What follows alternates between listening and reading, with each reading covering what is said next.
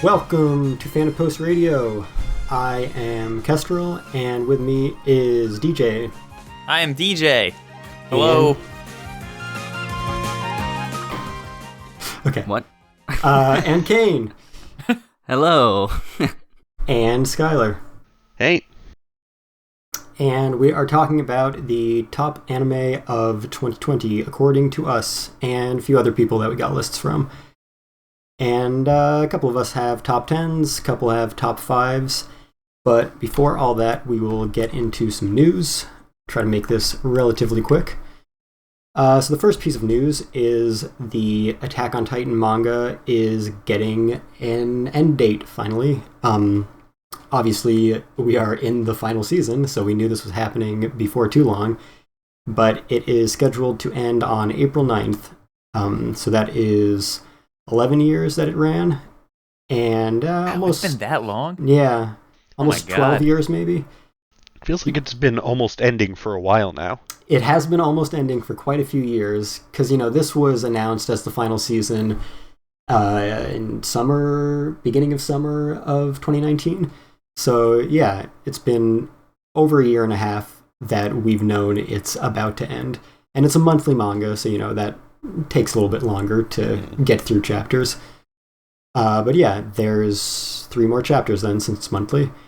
And I did a little calculation on what the final season of the anime needs to get through the rest of it. And it looks like, in addition to the 16 episodes that this first slightly extended core of the final season will have, it'll need another 14 episodes or so. So, makes sense, 1 more core, maybe a slightly longer one. Again, not as long as this one. Or maybe they'll squeeze it into 13, we'll see. But anyway, hopefully all of that will be able to be complete this year, because I'm sure we will be wanting it as soon as possible. So the time span you said was just for the manga? Because I know the anime had that huge time gap where nothing happened at all. Yeah, so the anime first season was 2013. The manga started in late 2009. So yeah, it'll be about 11 and a half years. Anime first season was 2013, second 2017, third 2018, third part 2 2019. And then the final season just started a little over a month ago, and will maybe be ending this year. Maybe it'll be a longer gap, we don't know. I've never quite understood why this is season 3 part 2. I know. Where the other one was, and not season 4. I know, yeah. Wait, it is? Well, this one isn't. This is the final season. Oh, okay. I was about to fucking be really confused. Yeah, no. But the one before this. Right. The actual 4th season of the series was season 3 part 2, which is dumb. It was just the 4th season. And so same by thing. Attack on Titan's math, it's 1, 2, 3 part 1, 3 part 2, final. Yeah, and I mean it's gonna be final part 2 as well, because this one, it's gonna be final part 1, Act A, Scene 4. Is this a Square Enix title now? Yep, and it's just this show's not gonna stop until 2026 or so. One Piece might be halfway done then. Maybe. Yeah, that's a thing that's not news exactly, but One Piece hit 1,000 chapters. That's exciting. But yeah, so Attack on Titan will be ending in the next few months, and since we know that this part of the final season is only 16 episodes, that puts it in line to have 1 more core, just like season 3 did, which is kind of dumb, but whatever. And then I hope they release a big old special fancy Blu-ray set that I can talk about how much I want, but then never buy it because it's $600. You'll probably get that in Japan, probably not in America. Funimation did solicit the Season 3 Complete Collection, but like nearly every re-release from Funimation, it's just, your bare bones, not even a slipcover, just Blu-ray case. And I would expect that, if anything, for a complete collection, but I would like to be proven wrong. And hey, maybe by that point, I'll be like, I have to buy the super fancy several $100 import box of this, should they release it, which they likely will. I don't know. I think I think they'll do something for Attack on Titan. Like, it's fucking Attack on Titan. Yeah, we talked about this a couple episodes ago, and I hope so. They just usually don't. You'll get one Blu-ray box with all the discs stacked on top of each other. Oh, no. Yeah. What is this, 2008? And then a year later, you'll get the Essentials version. Yes. See, that's all they're Which is re-releasing. actually packed better than the nicer version. That's the reason I'm concerned, because all their re-releases are the Essentials versions, which are just your discs from the last release. Wasn't there, like, another thing that was also the exact same thing as the Essentials versions? Oh yeah, there's been a bunch of them, because like they do the Essentials and Classics.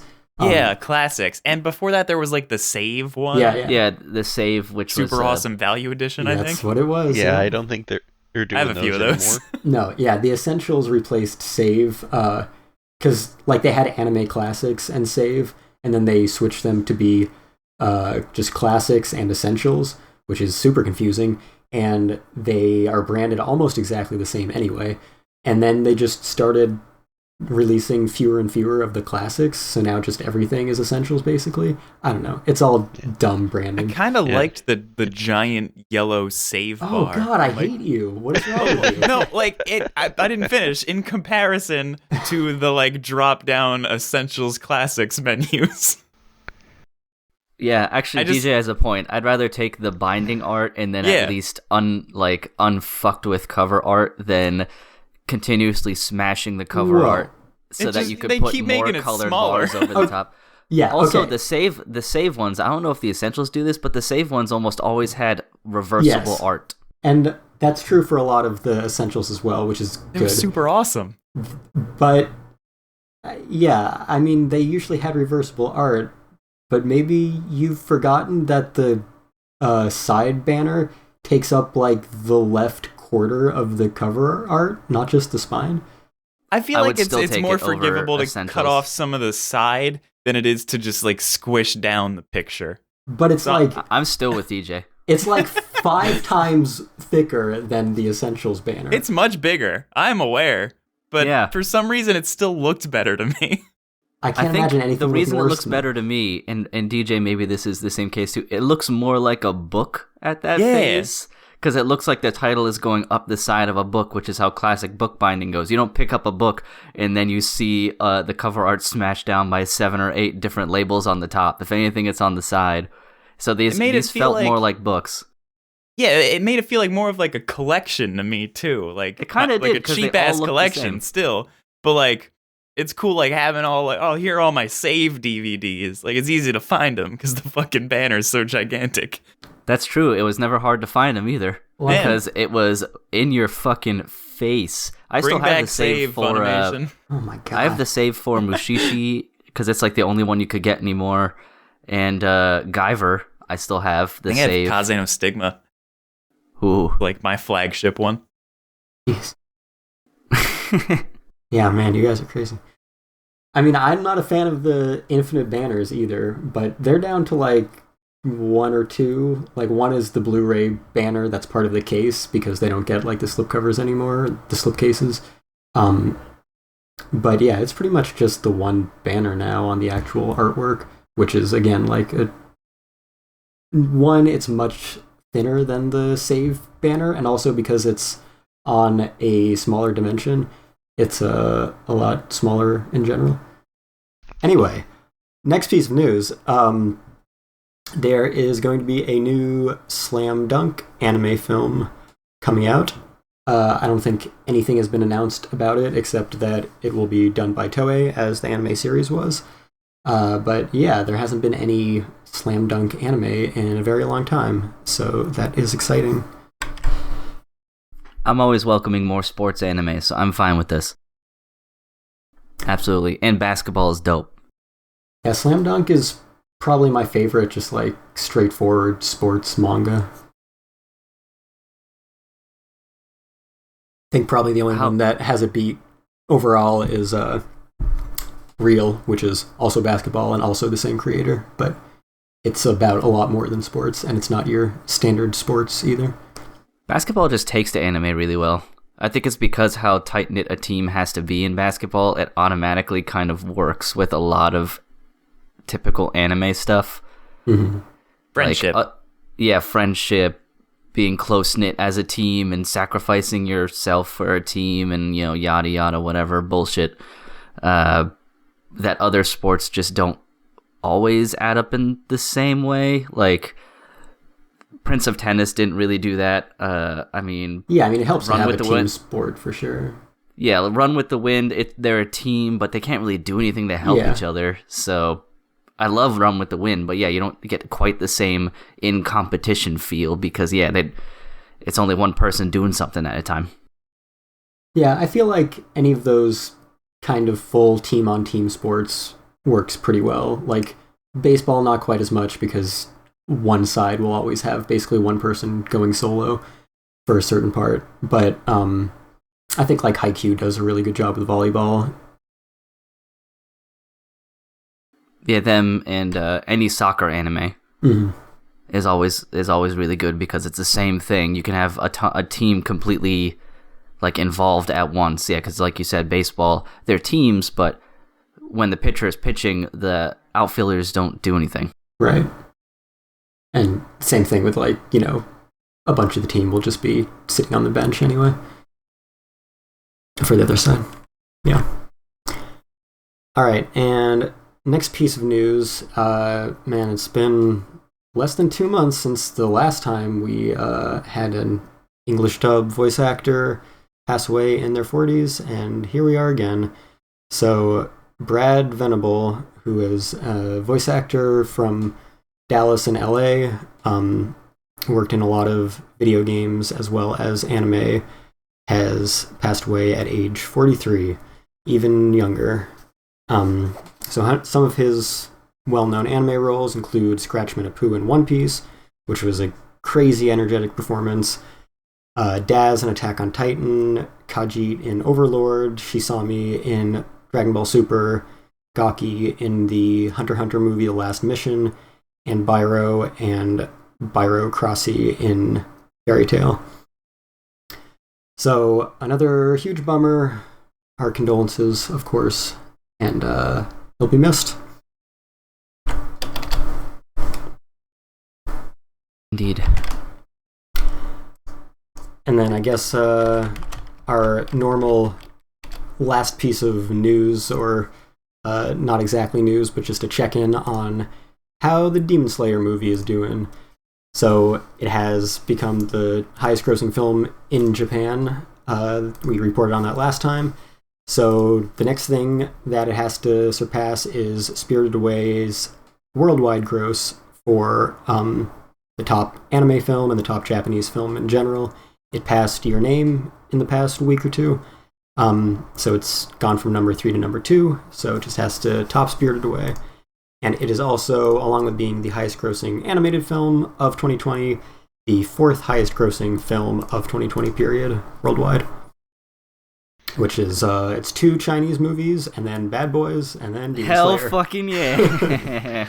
Demon Slayer just seems unstoppable. Yeah, nothing stops this train. I'm sure we said that last time. I think Kate accidentally said that last time. Yeah, I was hoping you were going to say Bad Boys for Life. Yeah, Bad Boys for Life is number 3.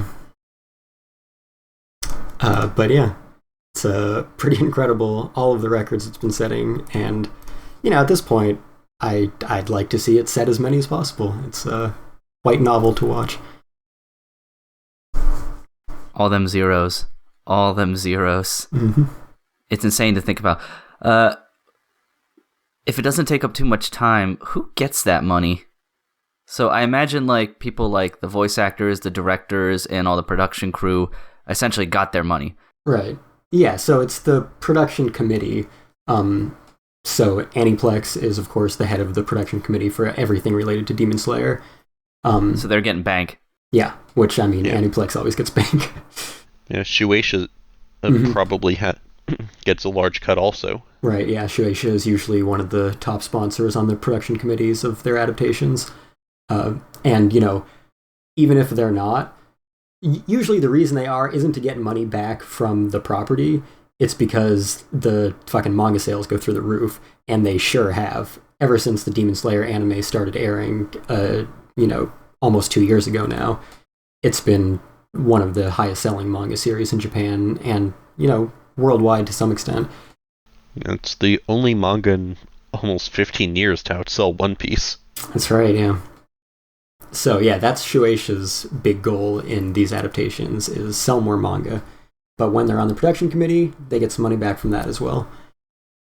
And, there's a lot of factors in play. You get ticket sales from this, but it's going to make a ton in Blu-ray sales as well. And different companies might be involved in different aspects of it. But I would expect, Aniplex is making the most.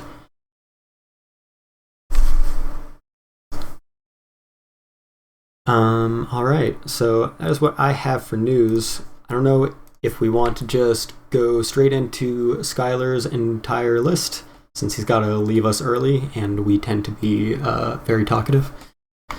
I'd say that's a good idea. Yeah, it's probably for the best. All right, count them down. So for number 5, I have Decadence. I'm sure I knew almost nothing about going in since it was anime original, and had probably the most misleading first episode in anime history. You can't really talk about it without that, so just for anyone listening, spoilers ahead. Basically, it starts out almost like Gurren Lagann, and humanity is trapped and fighting these monsters in their mobile fortress. There's action, main character was assigned a support role, but she wanted to do more. Archetypal, but well done. Then we learn that a corporation basically bought out the rights to humanity, and this was all a game for the cyborgs to enter through artificial human bodies and interact with real humans. And yeah, that happened. What I really liked about it was that the two main characters, one a cyborg inside, and who's slowly coming to actually value himself again, and Natsume, the standard main character. Really, Decadence just had a lot of likability to it. And main characters are fun, world is interesting. Only bad thing I have to say is that it ended too soon. Who else watched it? I don't think any of us did we? I did not. Yeah, I didn't remember it being on any of our lists when we were going through the seasons. Is there any significance to the hyphen in the name? There's a hyphen in there, isn't there, between dense and dense? Yeah. Yeah, hyphen carries the same significance as the colon or semicolon in Steins Gate. Yeah, that semicolon means everything. Everything. That is the show. Yeah. Or the slash in Fate Stay Night. Yeah, Fate anything. Again, very important. Mm-hmm. It looks cool. Exactly. Yeah. And yeah, Decadence could have used another core, but even then, and still a top 5 show of the year for me. He just could have been a contender for number 1 if it had been longer. Alright, on to number 4, and Kestrel, that's your number 4 also. Yeah. So number 4 is Jujutsu Kaisen, in which I actually had heard a lot about beforehand. Yeah, this one got a lot of hype for its fight scenes, if I remember. Its animation in the action is sehr gut. Oh, it's great. It's Mappa, which almost always does good work. And I believe the director is Sung-Hoo Park. Yep. Who also did Tower of God and God of High School, I believe. He did God of High School. I don't think he did Tower of God. Oh, I might be mixing it up with someone else. But he did God of High School. Main difference with Jujutsu Kaisen is the story keeps up. Right, exactly. Its setup is fairly standard for shonen, but I like what's standard for shonen. It's sort of like Bleach or Yu Yu Hakusho. Oh, and also rides on likability of its characters and how cool the action scenes are. Sung-Hoo Park knows how to direct an action scene, and Mappa sure as hell knows how to animate. So there's just a lot of weight to everything. We're still only in the early parts, but so far I really like where the story is going, and I hope this isn't just a one-season show. I know it's a 2-core, but for a Shonen Jump manga, it's gonna need more than that. Yeah, I mean, I can't really think of any Shonen Jump manga that anyone gives a shit about that stop after one season. Yeah. And Jujutsu Kaisen seems plenty popular. Yeah, exactly. Did you watch the behind the scenes thing that they had on Crunchyroll for the God of High School?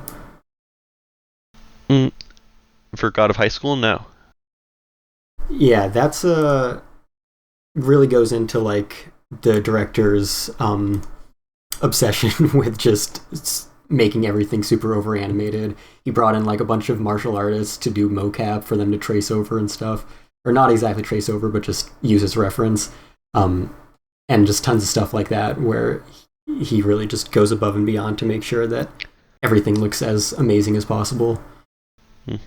That actually explains a lot. And just the detail and realism of the fights, especially Yuji's general punching style. Yeah. So, moving on to number 3. One I mentioned earlier, Tower of God, and which is, I believe, Crunchyroll's first foray into webtoon adaptations. That's on my list. It's another one to send up to a classic shonen, particularly Hunter x Hunter. Our main character's climbing a tower that promises any wish at the top. All sorts of fights, challenges, and the like. Think sort of the Hunter exam arc. Yeah. It's another one, and we're only at the very, very early stage. But it hooked me. Yeah, I'm a sucker for any like tournament, anything, really. So this show already kind of had me, just in the beginning, and I like the art style of it a lot as well. I don't know how on purpose it was, but I kind of liked how a lot of people looked almost sort of rough and sketchy. Yeah, at like times. the line art the lines was very clean. Right, exactly. The line art was very dull, which is something that I am not a big fan of, but I think overall it made up for it with just the style and atmosphere in general. Yeah, I think that artwork did have a rough look, but it fit the show and the atmosphere was going for. And like I've been saying for the others, this needs more episodes. I don't think they've confirmed another season, but I know the webcomic is very popular. Yeah, I'd heard a lot about the webcomic before it got an anime adaptation, and a lot of people really love it, and it has hundreds of chapters. So there's definitely material there. Yeah. Yeah. It really felt like we only got the intro arc. And the meat of the story is still ahead. Also, just want to... Oh, go ahead. I just said I would also like more episodes, not only because I like it, but also I hope that there's more work done on the blonde girl's character, like the kind of antagonist, because her like heel turn felt like really weird close to the end of that season, where she's like cool and then all of a sudden she's not, but there's like no reason for it other than I'm just gonna be evil now in a way, and not just like slightly evil. She does like a big old heel turn and then she's just kind of like, yep, this is me now. And I'm gonna be an asshole now. Yeah, I couldn't really discern why, other than she just wants to make this wish, and it sounds like the wish kind of sucks that she wants to make, unless she's being very analogous towards something else. Like, if it's really just, I want to see what the night sky looks like, I'm like, oh, that's shit. I got the impression it was more metaphorical, Yeah. like for freedom or something. Definitely like to see more of her, but heel turn didn't bother me as much since they gave enough explanation, and at the time that I could see where she was coming from. Still awful, but sort of understandable for me. I do feel like, the first episode for sure was just like pure atmosphere. Nothing makes sense yet. Yeah. But even by the end of the one core that we've gotten, it just still feels like so mysterious and everything is so enigmatic. Almost haunting. Yeah, which is great for atmosphere, but like I feel like it would be nice if for the first season we were able to get to a point where like I don't know, it felt a little less surreal, and more like we could, I don't know, just find ourselves in the world and not feel like it was a complete mystery. I don't know. For me, I think it struck the right balance and withheld enough to keep it mysterious and keep that atmosphere going, but gave enough that you could get a general idea of what was going on and who these characters are, what the conflicts are, or at least at a broad sense. Yeah, I feel like definitely with its shonen formula, which I enjoy, you got your sense of like, on this scale that we're concerned with for most of this series, everything's gonna make sense. It's the typical shonen interactions you expect. But then when you roll yourself back and look at the grand story of it, it's still like, man, we don't know anything about this world. Yeah, we know some things, but the things we don't know outnumber that. Yeah. And one other thing I wanted to add was just how well done each of the challenges were, and how much variety there was. The way it assigned characters to roles almost felt like an RPG,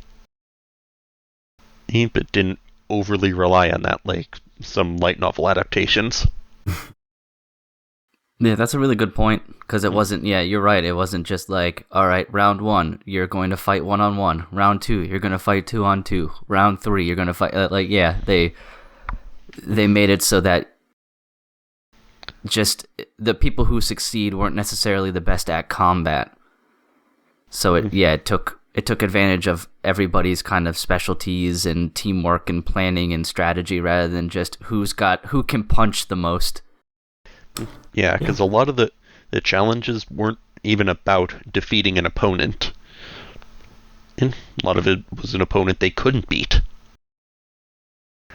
More about who can outsmart them, who can manipulate the other competitors.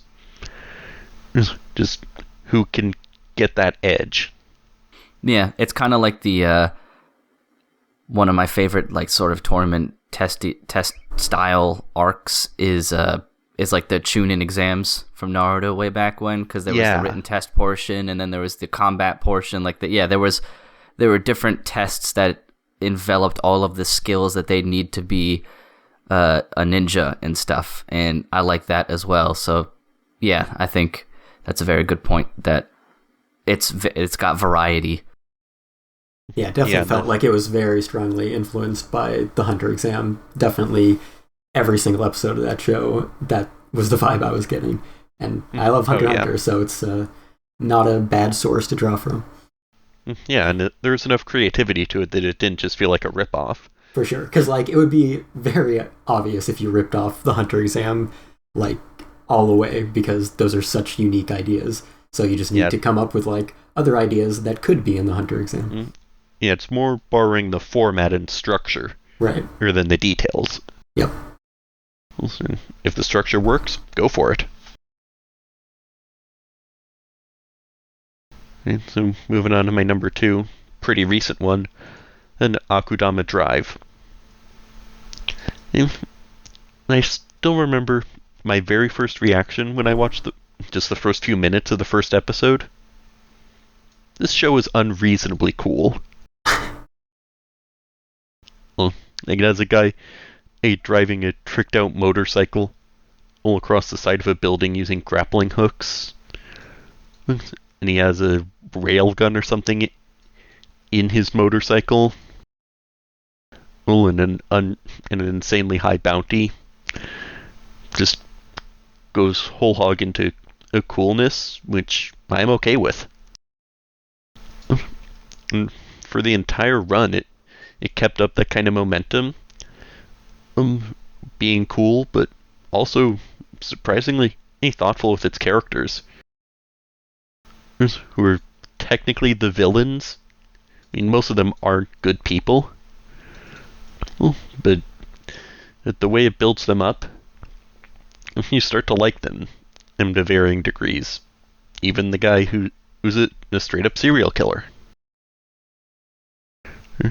Now, did anyone else watch this? Yeah, I did.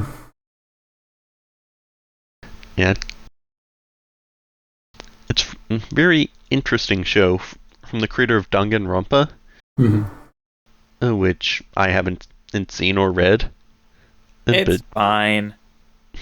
Yeah, I think I watched the maybe beginning of the first anime adaptation, and I wasn't a huge fan, but I didn't hate it. Yeah, from everything I understand, the game's better in every way.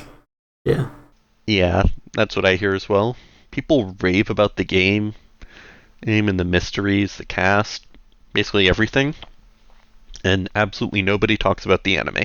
Yeah, and it's weird because like they did the first game, and then they did the third one, and it had like 2 series that ran at the same time.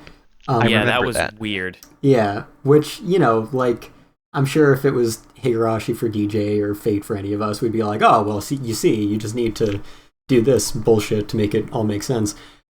If we knew what was up with that series. Yeah, like as someone who watched like the first season in its entirety, having the 2 other seasons at the same time fucked me up, because it's like one of them was just a lot of the characters from the first season again, but like much later in the story, and then the other one was like way before the first season even happened, so it was like a prequel and a sequel at the same time, and I don't understand why they went congruently. Interesting. Now, the thing that, of course, I thought was the dumbest, and the reason why I didn't watch the season 3 or whatever, Danganronpa 3, either version of it, is because they didn't do anything with the second game, and I assume that's important. Yeah, no idea what happened there. The impression I get from Akudama Drive is the creator has a very strong sense of style and cool, and isn't afraid to be upfront with it. Yeah, I think when I first mentioned Akudama Drive on the show after, watching the first few episodes or so, I said that it was trying way too hard to be cool. But for some reason, I never disliked it, and I feel like it has a lot of aspects of that real, like, try-hard edgelord style that would normally put me off, but it never did. And yeah, once it gets into like the real character arcs, and I think maybe episode 6 or so, is just a really incredible both drama and action piece from start to finish. And yeah, that's when it really hooked me. Yeah, all these characters are larger than life, but not in a way that makes them hard to connect to. Their relationships feel surprisingly grounded considering their backgrounds. I mean, you have a doctor who survives getting beheaded because she sews her head back on. It is really dumb. Yeah. What? Like I said, unreasonably cool. Hey, let's be fair here. Rui from Demon Slayer does the same thing. Yeah. I think the reason it gets away with being that silly is because it owns up to it. Yeah. It's very unpretentious in its own way. It knows what it's portraying as silly, and is not afraid to keep going with it because it's fun. Yeah, definitely if it took itself a little more seriously, that would probably put me off. But it's got a good balance. Yeah. So, moving on to my number 1, because I have to go soon, is ReZero, Season 2. Guessing everyone's familiar with that one. Oh, yeah. Indeed. Yeah. So, I loved the first season, especially once it really started digging into what makes Subaru tick. And this season has basically been more and more of that. And the big standout for me was the episode with his parents. Mm-hmm, for sure. Where you actually got to see what makes him tick. And why he previously felt the need to play the outgoing goof. And why he held so much self-hatred and bitterness. And the way it explores that feels very human. And Subaru feels distinctive among protagonists. Ironic for a guy in a tracksuit who got sent to another world. The show interrogates what makes him tick a lot, and isn't afraid to challenge him and his assumptions about himself and how people see him. Don't have too much more to say because basically everything good about the second season is what was great about the first. And this is also the Subaru after his talk with Rem and actually confronting himself, so you don't even have him being an asshole like he was initially. He's just a guy stuck in a desperate situation trying to help the people who he loves. And this one I read was supposed to be a 2-core, that would run straight through. And due to COVID, they had to postpone, so the second core is only airing right now. Oh, and who else watched it? I did. It's on my top 10 as well. Yeah, me too. I don't like it as much as the first season as of right now. I feel like it lacks a lot of the really heavy emotional moments that you got from the first season, particularly like the episode, I think it was 15, where it's just, it ends, fucking jaw is on the floor. I never got anything like that from the second season so far, but I still really enjoy all of the characters, and it's nice finally getting to see Amelia get some screen time, because she is like the other main character in the series, so I'm glad that they are finally giving just more time to her. But it's still really good overall, looks really awesome, and getting more Subaru backstory was very welcome. Yeah, I mean, it's true there wasn't anything on the level of From Zero, but in all fairness, most of the first season wasn't on the level of that episode. Yeah, that's also true. I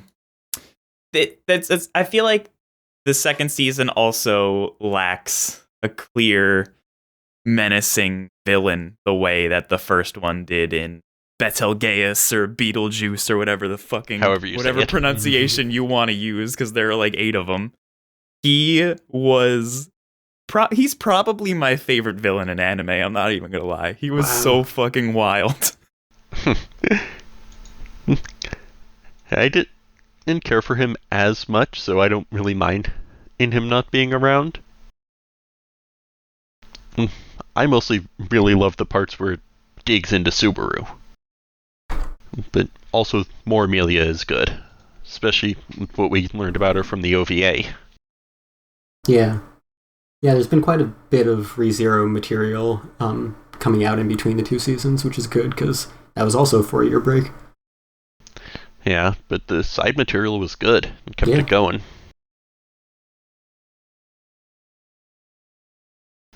Looks like this season is mostly adapting a single storyline instead of separate arcs like the first one. I'm not sure how the novels break up. But this one looks like it's approaching the climax now.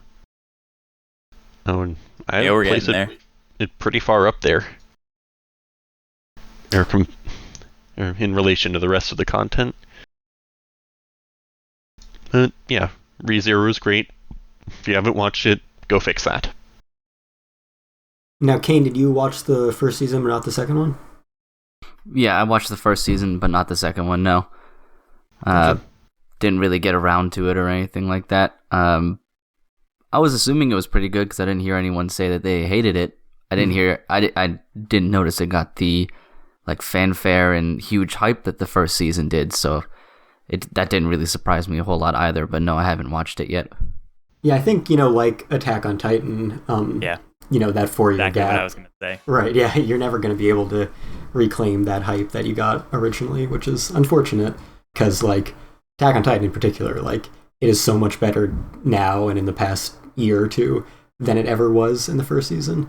So It's a shame that it's not as huge of a hit as it was originally. I mean, Crunchyroll still crashes almost every Sunday.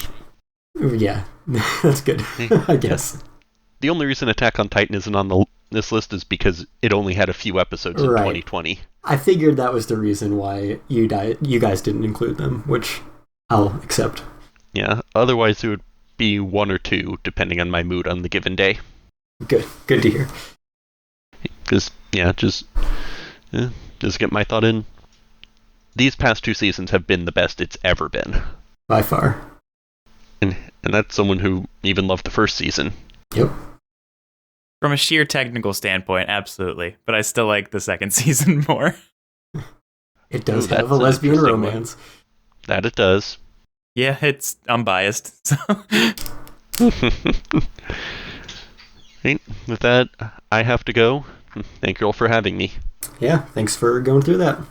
Yeah, no problem. Enjoyed having you on. Hey, later all. See ya. Peace out. Later.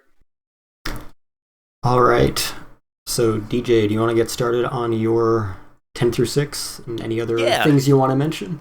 Yeah, we can do that. My number 10, I talked about in our end of last season podcast a bit at length, and Kestrel chimed in as well. And my number 10 is Love Live, the Nijigasaki Girls. I can't remember the full title of the show, but it's just the new edition of Love Live. It was really cool seeing them actually focus on individual character development rather than developing just the archetypical unit as a whole.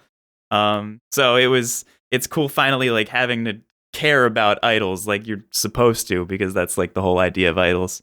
Visuals were great, music was great. I have virtually no complaints about the series other than that the last episode was just kind of lackluster and that it went back to the original formula. But other than that, I think it is... I know it is the best installment in Love Live thus far. And I highly urge anyone who has maybe gotten bored of the series, which is definitely possible given its mundane tendencies at times, to check out the new one, because it is just a vast departure from everything that we've seen before.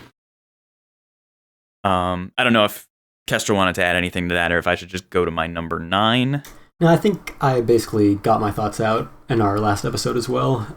Okay. I didn't hate it, and that surprised me. Yeah, I expected to hate it too, and I'm very glad that I wound up with it in my top 10 somehow. It was a lot better than it had any right to be. But moving along, my number 9 is a show called Kakushigoto, which is about a daddy and his daughter just being cute together, and him trying to conceal his job as a mangaka from her, who is just trying to be a normal little girl. But then there's a weird subplot happening in the background, but the background is also present time, and that part was odd, but it was really fitting for how all over the place the series was, and an ending that on paper would probably make me feel really strange. It just really worked, and it tied up everything super well, and it was really funny and really in a weird minimalistic sort of way. He's got the same. He did that Sayonara Zetsubo Sensei thing. Yeah, that I didn't watch either, but it's a very unique approach to art. And I liked it. It worked. I don't think it looked particularly good, but I think how it did look was good for the show. Overall, just a super fun experience, super heartwarming as well. And it gives you those weird, not happy tears, but kind of melancholic tears that aren't actually tears. It's like listening to a fucking Sufjan Stevens song or something. It's a very unique feeling that you can only get from things like this. And anything to add, or should I just keep going? Yeah, I liked it. I thought the first minute of every episode flashing forward and dropping more vagaries was kind of weird, and the fact that it was mostly just a gag comic adaptation was not exactly what I was expecting from that. But yeah, it was never bad, and the ending really tied it all together surprisingly well. Yeah, definitely not what I was expecting to get, considering the setup of the show. Right. I was very ready for it to get serious and break me at some point, but it never really did that. And I was kind of upset about that for a little while, but then kind of less upset because it just worked. Just combination with everything else that we saw. It also got weirdly incesty at one point. Yep, there was that. Which is just a thing that happened. Now we're talking. but yeah, I think it did kind of string us along for its entire run with it was going to get serious this time, and then it didn't until the final episode, which is kind of obnoxious, but at least the rest of it was still good, which is what matters. It was really goofy in a really cute kind of way. Yeah. Heartwarming in that same regard. Number 8 for me was ReZero, which we just talked a lot about, so I won't spend more time on it. Again, don't think it's as good as the first season, but it's still really good and it's still really well made and one of the most unique isekai out on the market, as far as I'm concerned. Number 7, I have D4DJ First Mix, which is just, once again, Bang Dream, but with EDM music, or electronic dance music. It's got a very... I'm just going to count my number 6 with this as well, because they're basically the same grades. Because 6 was Bang Dream, the 3rd season, and that combined with D4DJ, they're the same exact show. It just focuses on a group of quirky girls making music, and it's really well done comedy. And it's so hard comparing it to the comedy in other shows, because it's just got, when paired with the 3D CG thing, which I normally hate, it works weirdly well, and it's very mature but also super immature at the same time. Again, hard to explain, but it's just so fucking ridiculous that it's very lovable, and all the characters are great as well. It's pretty much just Gap Moe made into a series, and for that reason, and being a giant fan of the Gap Moe, I fully endorse both Bang Dream and D4DJ. All right. I confused the D4DJ one with the one that they were doing rap battles. No, that's a different show. That was Hypnosis Mike. They should have called the Hypnosis Mic one D4DJ. It sounds a lot cooler. It does. But the whole thing with Hypnosis Mike was that they had mics that caused hypnosis. So it makes sense. That would be in my bottom 10 of the season. The year, you mean? Yeah, of the year. Yeah. All right, so I'll move along to my 10 through 6. And first, I'll give some mentions to things I did not see, but I bet would be on my list if I had. And as per usual, that is movies, because there's usually at least one movie that we don't get in America that I'm sure would be on my list, and then once we do get it, I'm proven right that it belonged there. And this year, of course, there were many more of those because, after mid-March, no theaters were open, or they shouldn't have been anyway, and it's certainly not my theater that is the only one around here that gets any anime movies. So the ones that their theatrical runs were canceled or postponed and mine didn't get them are Demon Slayer the movie, Mugen Train, which we have talked about in our news segments regularly. As the continuation of the series, I expect it to be quite good. Fate's Day Night, Heaven's Feel Part 3 Spring Song. I'm very much looking forward to that. I feel As you should be. Yeah, I feel like this is going to be the Fate's Day Night that really works for me, and I'm hoping that the ending just blows my mind, because I think it can. Oh man, I want to see wait. so much. I can't wait. Yeah, I'm sure we will talk about that when it finally comes out in America. We can finally do our Fate cast We after can, that comes out. That's right. Cain, you got to catch up. I'm good where I'm at. We'll see. I bet Heaven's Feel is worth watching. It's just a movie trilogy. Oh, yeah, it's the best Fate IMO. And I can watch it without having to watch all the other things? Well, the only things that matter at all are Fate Zero, Unlimited Blade Works, and Heaven's Feel. And have you watched all of Unlimited Blade Works? My brother and I are watching it right now. Oh. Well, if you're watching Unlimited Blade Works, then geez, might as well I'm watch not doing Heaven's both Feel. at the same time. Good, yeah, don't. I know. Yeah, I know, yeah, don't do that. Don't. But we're saying, it'll be a few months, maybe late next year, that we get the Blu-ray of it. So, yeah, there's the problem of having to buy Aniplex Blu-rays because it won't be streaming. Well, anyway, we'll figure that out when we come to it. Just send me yours. Okay. There we go. Problem solved. No. If the pandemic ends ever, come visit, and we'll watch them. I'll come visit too. We can all watch them together. Yeah, let's do it. And eat pancakes. Sure. That's what you guys do in Vermont, right? That's true, yeah. And the last one of those is the Violet Evergarden movie. We got the side story one, which was good, but this is the, big coveted sequel movie that has been awaited since the series ended. And I was actually talking to some Japanese people on that app that DJ told me about, and there were lots of tears involved, and apparently it is the most beautiful thing ever, which is what I would expect. I'm glad. I was really worried about that movie, like not from a production stand. Well, there was the fire, right? But in terms of actual story, like content, the end of Violet Evergarden's weird, and I didn't care for like the post-credits scene. Yeah. So I kind of hope that it wouldn't continue. But the fact that people are apparently crying from the movie does make me feel a little bit better about this. Yeah, I've definitely heard good things about it. So those three movies, definitely looking forward to. Hopefully we will be able to see them all in the next year. If not in theaters, then certainly on Blu-ray.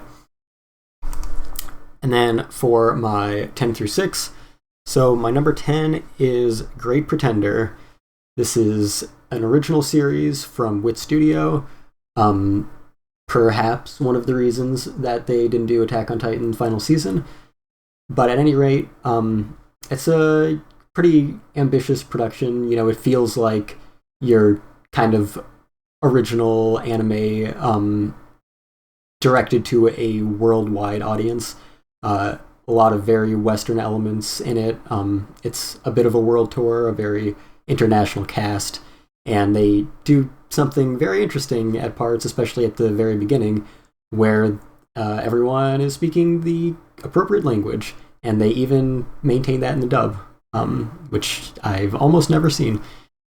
So that's all cool, and it is named after and has a Freddie Mercury song as the ending theme. And it's not originally Freddie Mercury, but it's a great rendition of that. And with a cat. With a cat, yeah. And the show itself, it is just packed with style. And my one problem with it, the one thing that kept me from just absolutely loving it in every way, was the fact that it's about con artists or confidence men, con men, and they're all a ton of fun. It's a very like Lupin-y kind of atmosphere with the cast. Ton of fun all the way through, but because it's about cons, it is always conning all of the characters as well as the audience. And I kind of mentioned this in the last episode briefly, but it kind of has a hard time ever being sincere because of that. And that's a bummer, because it kind of, just feels less impactful because you can never really take its emotion seriously. very rarely. So that's the only problem I had with it. Otherwise, it would probably be a lot higher up. Number 9 is Oregairu final season, and we'll be hearing more about this from someone else on this episode. Woo! But yeah, it's the final season of a series that I adore in light novel form, because you spend an immense amount of time in the protagonist's head, and he is just a delightful character to be around all the time, and having his internal monologue for what we do get in the anime is fantastic, and it's amplified like 100-fold in light novels. So not quite as good as the source material, but it's still a really great series all around, and it's nice to get a conclusion to it, which a lot of light novels don't really get, at least for the adaptations. So that was satisfying. It ended as I expected, as the title says, but it's still a great conclusion for all the characters involved, which I care a lot about all of them. And my number 8 is ReZero, which we've talked about quite a bit.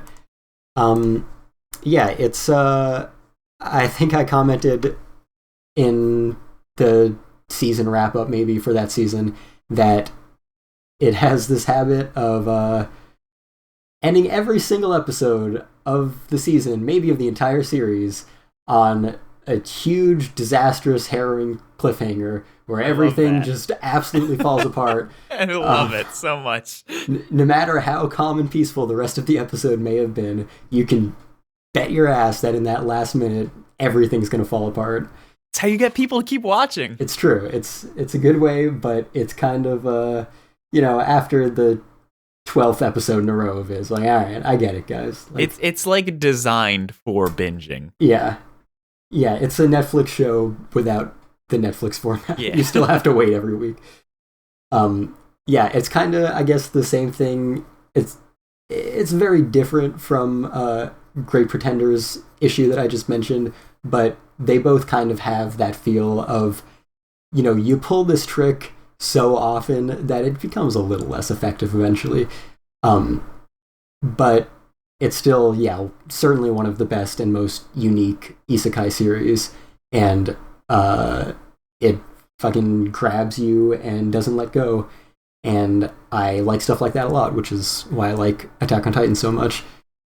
So yeah, ReZero, still good. I am looking forward to continuing it this season. My number 7 is Fruits Basket, second season. Ooh. Yeah. That was my honorable mention. I didn't get to talk about it. So I'll chime in here. Okay. Yeah, so Fruits Basket has been one of my favorite manga series for a few years. I think I read all of the manga maybe a year or two before the new adaptation was announced.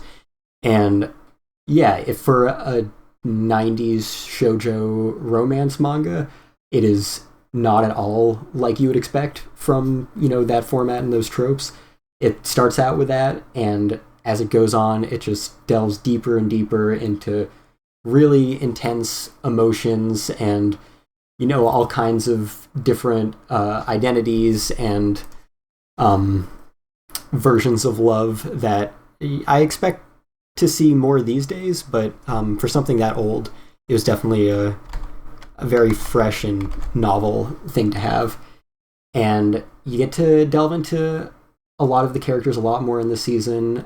Yuki in particular has a lot of moments to shine, but quite a few members of the main cast, which is a massive cast, have their moments where you feel a great deal for them and just how complicated their emotions are. And I really love seeing all that explored, and I'm looking forward to the final season this year. Yeah. Yuki is awesome. He's one of my favorite. I want to call him the protagonist, but Toru's obviously the real protagonist. But he's a very central main character. He is so real in like the realest you can possibly turn into a rat. there's just so much depth to his character that you don't expect to be there, and when it comes out, you're like, oh shit, man, I finally get it, and you're actually super relatable, even though you're like 86 times more attractive than I'll ever be. That's cool. That's my one thing with Yuki is like there are lines in that show that are like my identity that Yuki says, and so those really resonate with me.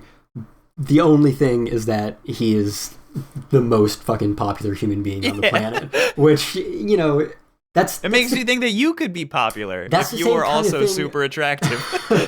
With like Oregairu, my one qualm with that, like I love the main character, and I relate to him a lot, but he's kind of got a harem, and that kind of takes me out of it a little bit.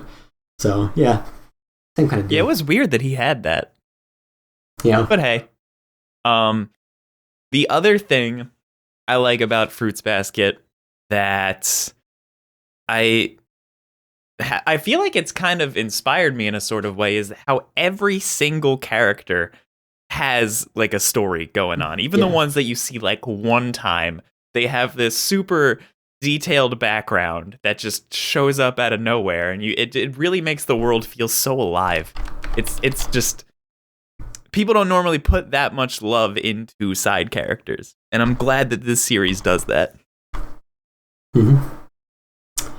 And then my number 6 is Haikyuu to the Top, and I'm not going to say too much about it now because it had 2 seasons this past year, one at the very beginning and one at the very end, and you know they're both labeled as Haikyuu to the Top, but the contents of each is pretty different. This first season that I have quite a bit lower down is mostly like a training arc kind of. There's not that much going on. You don't see as much interaction with the team, and not as much like big tournament games where you really get to delve into all of the team members and their relationships and all of their opponents and their relationships. So because of that, it was one of the weaker seasons of Haikyuu overall, but it had a lot of good development for a few key characters, including some new ones that were introduced that got to play pretty pivotal roles in the following season. So I definitely appreciate that. It's the first season of Haikyuu in 4 years too, actually. And the animation style and art style changed a little bit, which was interesting to see. And I had some issues with it where I didn't love it quite as much as the old one. But in general, it's still a really, gorgeous production IG sports anime. So definitely still one of my favorite sports series overall, even in its weaker moments.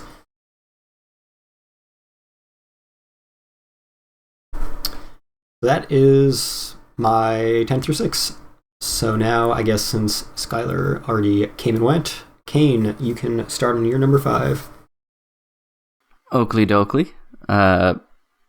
My number 5 is a show that we actually just talked about because it was from last season, but I did really end up enjoying it in the end, and I thought the inclusion of an important cast member came at just the right time to keep it interesting, and that is Moriarty the Patriot. I don't really have a whole lot to say about this show because I can't say it really did one incredible, triumphant thing. The animation wasn't the best. It didn't have a totally bitchin' soundtrack or insane. I think it's just one of those shows that I vibed with purely for the idea of what if this bad guy, this antagonist that wants to inflict his justice upon the world by murdering rich people. Why don't we follow that life for a little bit and see where that goes? And I'd mentioned it previously a couple times. I liked how the character design wasn't too anime. It tried to stay within the time period as much as you could expect any standard anime could. Of course, there's some weird hair. Will's is weird because it looks like a octopus on his head or something. Especially with the big bangs and stuff like that. But Yeah, I definitely enjoyed the show. I liked where they started incorporating Sherlock more and showing the parallels between them and how they're similar, and that Sherlock isn't some, pinnacle of morality. And, Kestrel, you had a good point when we talked about it before, that there really isn't a whole lot separating Sherlock from being Moriarty, because it's not like Sherlock wants to bring these people to justice for the sake of justice. He just likes solving the puzzles and challenging his brain and not being bored. So he could have just as easily ended up being a bad guy. There was no big, there's nothing really stopping that from happening other than Sherlock just is, and Moriarty just is.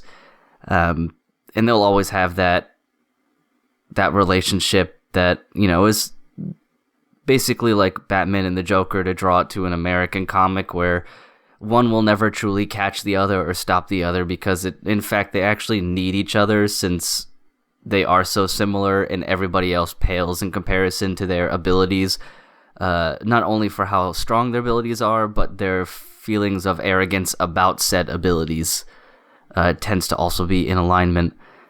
I also really enjoyed the opening theme, which is something that doesn't happen very often. I didn't like the ending theme, but that happens fairly frequently, period. So it had that going for it as well. But yeah, I just enjoyed it.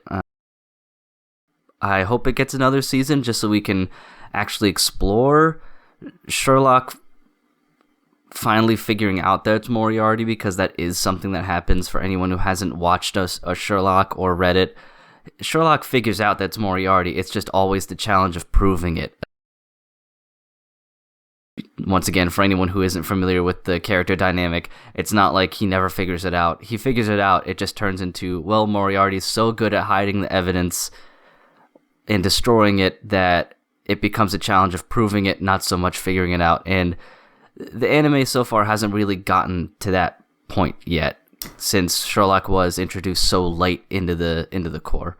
It hasn't really been, I hope it gets more explicit about it, but their first proper sit-down meeting, I think it's pretty strongly implied that they already know where each other stands, and it's just a matter of proving it.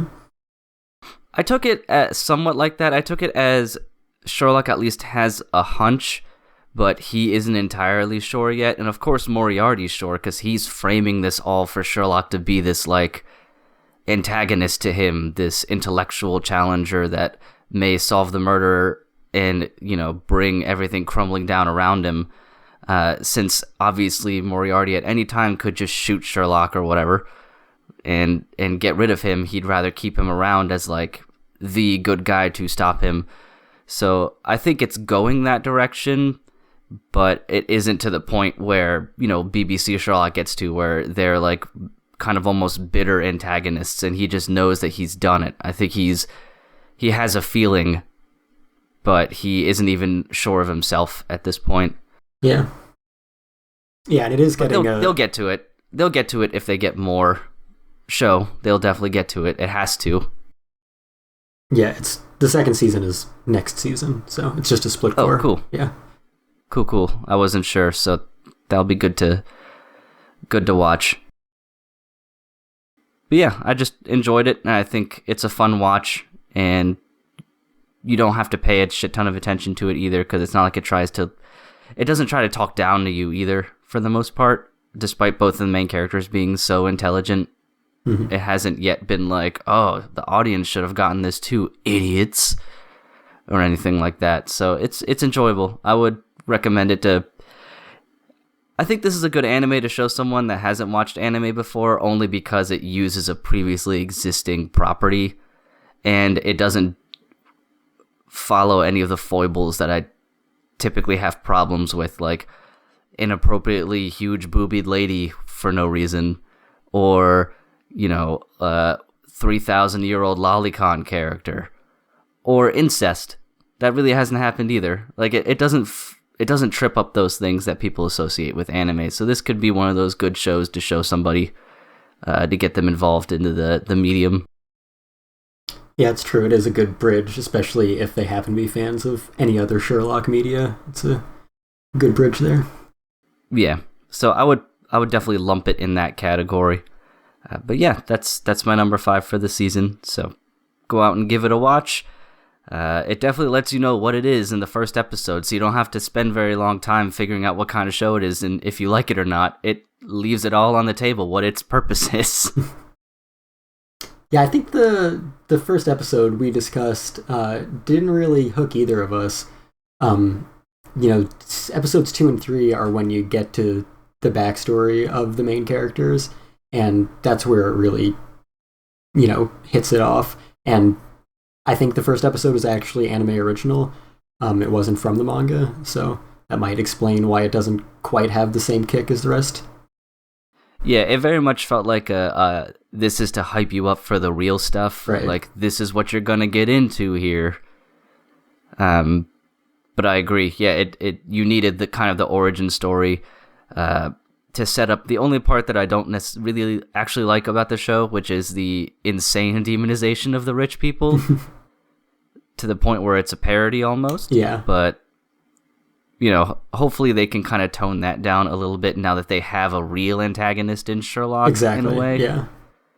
So you're not relying on just these incredibly clownish rich people being brutally murdered. So yeah, I think the second season will be better because of that as well. Definitely one of the biggest reasons that I was looking forward to Sherlock being introduced, because all of the antagonists up to that point were just complete caricatures. You couldn't get behind any of them really as people. No, not in the slightest. I was about to try and think of a case for one, but even the guy on the boat, it's like, you're just an asshole to everybody. Yeah, that guy was the worst. Yeah. Yeah. Like, you threatened a young child. So yeah, it doesn't set them up to be at all sympathetic or even compelling as other than just to be murdered. Yeah. Yeah, I hope there are some more complex noblemen, because you need to have some gray morality to what Moriarty's doing. And you can't get that when everyone that he fights against are just the biggest monsters in the world. Yeah, because then that completely sets up Sherlock as an antagonist and someone you really don't want to get behind, because if Sherlock stops Moriarty, then all these insanely evil people get to continue being insanely evil. Yeah. So I agree there. It definitely needs some gray area so that you can kind of pick your side and figure out who you're rooting for. Because that's how Sherlock at its best always is. People have their sides and no side is exactly right because of the motivations behind the two characters. Mm-hmm. With nothing but cartoons being murdered, you don't really have that. Yep. All right. Now, my number 5 is the Made in Abyss movie. This is the third movie of the series, but the first two were just recaps, so it's basically the first movie that matters, and it's called Dawn of the Deep Soul, and it adapts the next arc in the manga after what the TV series covered. So it is, all the same team. It is the same quality, basically, that you would expect from that, slightly bumped up to a theatrical scale. And stuff gets a little weirder, I guess, as Made in Abyss goes on. But I felt like the anime adaptation did a really good job of carrying forth the themes that make Made in Abyss so effective and powerful, and without making things too weird and hard to understand.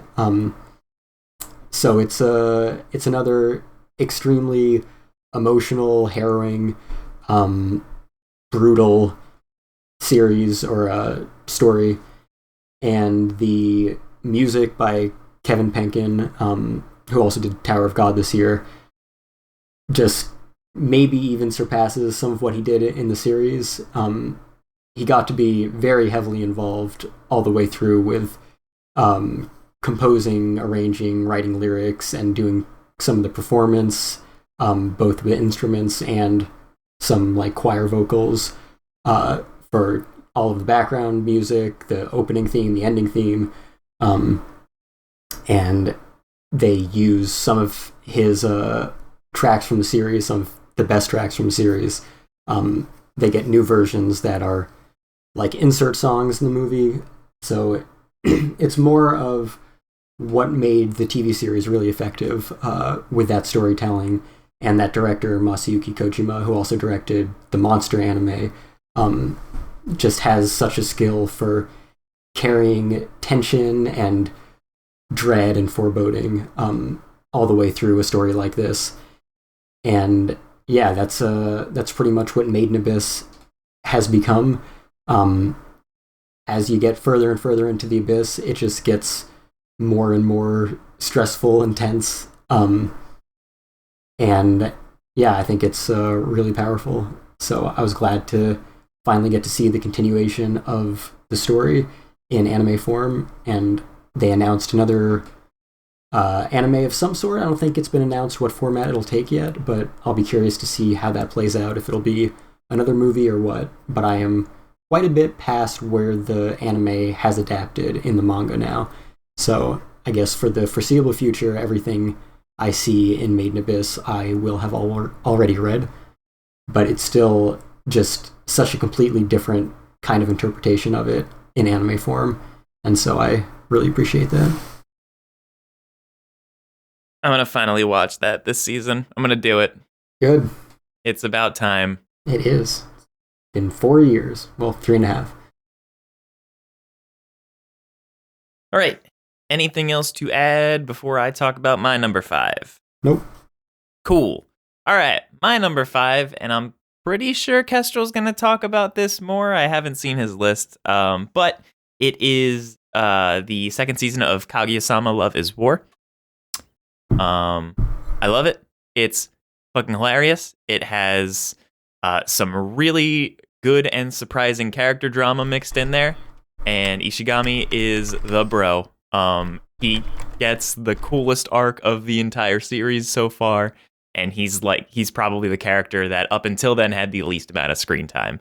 So again, giving characters who don't get screen time is the quickest way to my heart, and when it is as good as what he received, it just makes everything all the more amazing. Overall, I think second season is much better than the first season as a whole, and I loved the first season too. So it's definitely saying a lot. I think all of the popularity that it has achieved is well warranted, and I think that pretty much everyone would enjoy it, except for Cain, apparently, who doesn't like it. Yeah. No, sorry, this one just didn't connect with me very much. That's so weird. Yeah. You are right that I will be talking about it later. So I'll probably chime in on that too. But for now, yeah, that's what I've got on Kaguya-sama for the time being. Which brings us to Cain's fourth best show of the season. Yay, and this was one that was actually talked about earlier as well, because it was one of Skyler's, but No, it was mine. Oh, it was yours. Well, didn't yeah. Which is The Great Pretender as well. This is a show that I actually haven't finished it yet, but I wanted to put it on here just because I really honestly enjoyed it. I love the Miami Vice like artwork in the first season. How a lot of it doesn't have like solid black outlines on a lot of it, so it gives it like this really cool flow feeling. And actually the way that they created a lot of the settings hides the CGI of like the cars and stuff really well. Like it makes it feel like it's more natural than having a 2D hand-drawn setting with like trees and sidewalks and all that good shit, and then here's just a CGI block rolling through. Like that was a very clever way to blend the CGI with the 2D, was with these insane color palettes and striking shapes. And I really like the characters as well, as Kestrel was talking earlier. They're a lot of fun. Each person feels wholly unique and different. Like that, it isn't like you have three characters who are all just kind of the same. Each person has their own, little quirks and foibles and things. And it's another show to give to someone who's not familiar with the medium a whole lot either, because it has some sexuality in it, which some people can't handle very well in animated form, but it isn't also like really exploitative in that sense or super awkward, because it feels like you're watching like an 80s 90s heist movie in the beginning. A lot of it like a crime like drama / comedy in a lot of ways, so it's super enjoyable. The second season has plane races, which is fucking awesome. That it's all around conning someone out of an international plane race, which is baller as hell. So yeah, I wanted to pop it up on the list just because I haven't, experienced an anime quite like it, especially in recent years that feels this unique and well put together. And the only criticism I share with Kestrel is that because they're all con men conning each other, conning you, it's hard to sort of become emotionally attached to a character because you don't know if the thing you're becoming emotionally attached to is just a lie. And it always is. And it always is. Yeah, it almost always is. So that is one part that you can struggle with. I also enjoyed the main character's sort of subsequent like rising and falling as a con man. Like he thinks he's hot shit, and then he gets duped, and then he gets better, but then he gets duped again. Like he has a rising. His abilities aren't stagnant. Like he can be very good at being a con man, and then also, hey, there's so many people out here who are better than you, so you're not that great, but actually you are really great. So it isn't a linear progression of his skills. There's always somebody out there who can con him a little bit better, or is thinking 1 or 2 steps ahead despite how much he can do. There's con power creep. Yeah, there's confidence power creep. That's for sure, which is interesting in and of itself because it's such an intangible thing. It isn't how big can you launch a spirit bomb at somebody, or how big can you make your muscles get when you're angry. Yeah, it's a really enjoyable show, and since it's on Netflix, it already has a wide reach, like to watch, because you don't have to subscribe to like a Crunchyroll or a Funimation to check it out. So it's good there too if you are trying to convince a friend to watch anime. If they already have Netflix, well, they can already see this, and it's brand new. So it has, the nice, unique art style and everything. Yeah, I really enjoyed it, and I'm definitely going to watch and finish it. I just haven't gotten around to it as of yet, but I mean, I've seen a majority of it, or at least what I think is a majority of it, even if it is 51% of it, technically a majority. But this was my number 4, definitely. Yeah, definitely a very easy show this to your non-anime fan friends kind of anime. It's kind of a lot of the same appeal as like Cowboy Bebop, I would say. Yeah, definitely. That's a good description. Yeah, it has a very wide appeal. Also because it doesn't take any knowledge of like Japanese customs or societal norms to get it either. So you don't have to worry about missing any real like jokes or references or whatever, because you don't get the social mores of Japan that someone who watches anime a lot may at least have some clue of. So it doesn't hold anybody back from being able to enjoy it for what it is. Yeah, and I'd say it probably has more Hollywood tropes than anime tropes. Indeed. But that's about all I have to say about it, since you had already talked about it before as well. All right, DJ. All right, so alternatively, I have a show that does require some understanding of Japan to fully comprehend. And it's something that we briefly touched on in, I believe, the last episode, in that it centers completely around the idol fandom rather than idols as a whole. And that is, if my favorite idol made it to the Budokan, I would die. This is one of the 3 girls love series you will find in my top 4. So that's definitely part of the reason I like it. But very on brand. Yeah, very on brand for me. Yeah, it'd be weird if you didn't have this many girls love series. Yeah, I didn't do it on purpose either. It's completely accidental that this happened. Yeah, this show really took me by surprise. The concept kind of gripped me because I like idols and I just instantly watch anything with idols, but I didn't realize how deep it was going to go into the actual fandom part of the idol world rather than the idols themselves. Now, the show is kind of, it splits its time between the two because you've got your troupe and you have to learn how all of the girls function in that and everything. But the main star of the series is this one female fan who just got super into this idol after she met her in the park one day. And she's not a popular idol or anything like that. It's just like some random C-list troupe that is trying to start up. And so even the C-list troops in the underground idol community have fucking really dedicated fandoms. And that's what this series focuses on. It's just the fandom watching their girls kind of, sort of try to become popular, but fail most of the time.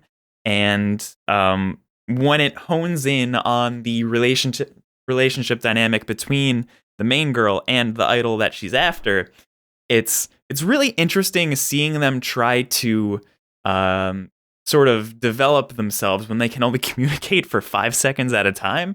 Because the only time they can ever talk is when the girl buys a fucking handshake ticket, and so she has to cram everything that she possibly wants to say into a 5-second window, and she's in love with her, so she can't say anything, and it's just really awkward every 5 seconds. And so it's just 12 episodes of a girl being really awkward for really short bursts of time, and still it sort of forces them together, and it's super enjoyable to watch, and it's really fun. And if you like anything about idols or are even interested in trying to figure out what people see in idols, I think it is a great show to watch, and also the music's amazing.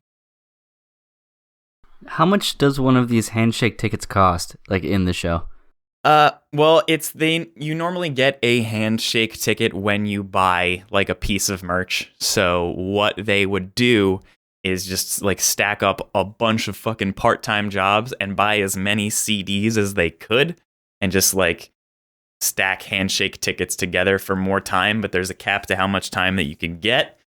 So I guess like $30 for a handshake is probably reasonable. Yeah, that technique made one of the most tense moments in Agretsuko. And probably one of the most tense moments I've ever had watching an anime was that technique to stack a handshake ticket. Yep. Yeah, it gets really awkward. And there's an entire like 2-episode mini arc in the series about just a girl who sort of loses all of her fans when she's seen out in public with a guy, and the guy's like her brother, so it's like not even a thing. And just watching how something like that would affect a growing idol's popularity is also another cool thing that some idol shows do, but not a lot of them. And seeing how the fans in this show react, since it's so centered around the fans, was also really cool, because it's like even the dude who was super into her started like losing faith in her as a person. Yeah, I mean, in the Agretsuko one, it's both super awkward and very threatening. Yeah. Like, ooh, it was weird watching it. Even with, they were sort of cute anthropomorphic animals. I was like, oh god. And I'm sure this happens in real life fairly frequently. All the time. Yeah, it's like, I don't even think that Kana Hanazawa will like sign autographs for males anymore. I don't blame her. She's had that many poor experiences. So the show doesn't necessarily, from the way you describe it, lean like one way or the other in terms of sympathy for a section of that market. I wouldn't say it leans in any direction. It's more of just showing you what it's like from both sides, because you get to see how the fans interpret things, and you also get to see how the girls, like from behind the curtain, how they're handling everything. And so you're not getting fed a biased story, you're getting fed two different parts of it and trying to figure out how you feel. And it's often those two sides contradict each other. As it typically does. Yeah. It's good. It's really good. And not a lot of people watched it because it's a super niche topic, I guess. Like an idol show that's not really about idols. I wonder if it was more popular in Japan, considering over there is where the idol culture exists. So it wouldn't have nearly the same kind of impact, I'd say, over here. Yeah. Since, I mean, no matter, well, it's I can't say this with a guarantee, but unless you're one of the most ultra mega diehard idol fans, you probably don't have the means to travel to Japan to see a concert from an idol group that's small in that way. Exactly. Yeah. Americans wouldn't be able to really comprehend what's going on without some exposure to idol fans that they might know. It's not something you could pursue as a hobby in America. So not a lot of people watched it as a result.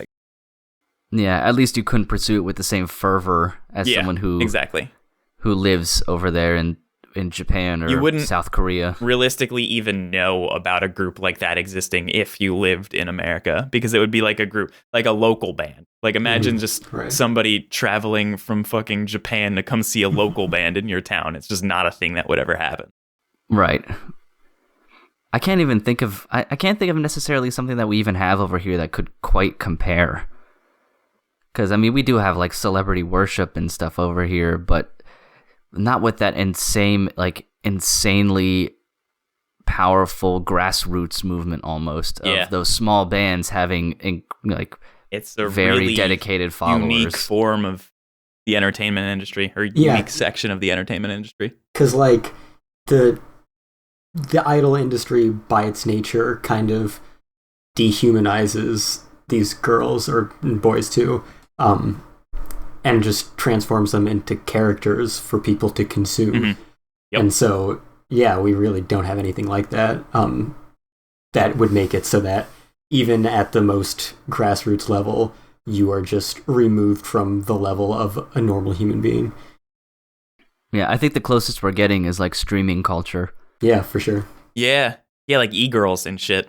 Yeah, but even then, it's not quite the same, because it doesn't have There's that no same like corporate background, and there aren't like live performances. You can't go get a handshake ticket for fucking Belle Delphine or something. Yeah, I mean, some of those folks do public events at like conventions where you can pay a shit ton of money to shake their hand and get a picture. Mm-hmm.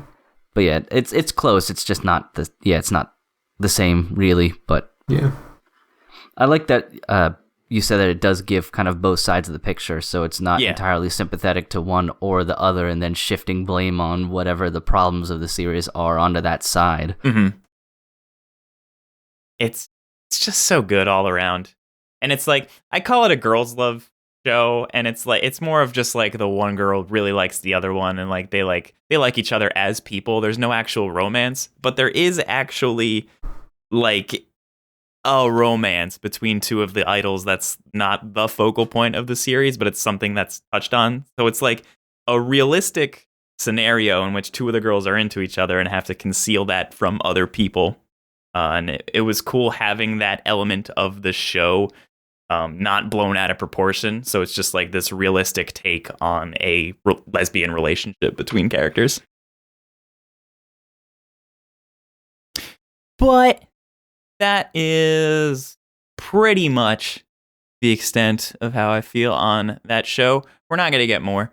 I want more, though, and that is always a good sign. All right. My turn? Yeah. Okay. I believe so. So my number 4 was the same as Skyler's number 4, which is Jujutsu Kaisen. And as he mentioned, this is a pretty standard shonen action series. It does, borrow from some of the more spiritual-based ones. It definitely has a darker vibe, as has been pretty popular in recent years. But, it's a solid shonen foundation with just an absolutely incredible adaptation, from the direction to the pacing to the animation quality. And the openings and endings are also extremely enjoyable. The ending in particular for the first core. And Yeah, that's a banger. Huh? That's a banger. That song. And the animation that goes with it is just so. It's so like New York pop art. Yeah, yeah, it's so much fun, and you just the movements of the characters. Yeah, I never want to dance. It just injects so much character into them just from motion, which is always a great quality to have when you're working in animation because you can do so much with it. And, sometimes people don't take advantage of that. So this is a show that takes full advantage of its medium of animation at every turn, even things that shouldn't have to be, lavishly executed absolutely are. It's just an incredible adaptation of this kind of material, and we're only one core in. Like most of these, it will certainly be a long-running story. And so far, I know DJ didn't care that much about most of the cast, but the more I think about it, the more I feel like I really like almost every one of the characters, and I think they have different traits that are all pretty enjoyable, and some are better than others, some are deeper than others, some are funnier than others, but I feel like they managed to all be pretty unique without falling back entirely on established tropes. There are some slightly original ideas thrown in there as well. So yeah, I like it pretty much in every way. It's just not the most original or innovative in its basic structure and storytelling. Yeah, it's good. I like it. It hasn't blown me out of the water in anything except for animation, which it's amazing. But yeah, it's good. It's a shonen show that I want to stick with. That doesn't always happen. Yeah, I'd say that's a pretty glowing review. Right. Yeah. It's like an idol show that I will watch. Yeah. All right, that's all I got for that, so we can move on to number 3s. Cool. All right. Time for Kestrel to disagree with me. I've said enough about it. I don't have anything else to say. My number 3 for the year is Magia Record, or the Madoka Magica side story, spin-off, whatever you want to call it, mobile adaptation thing.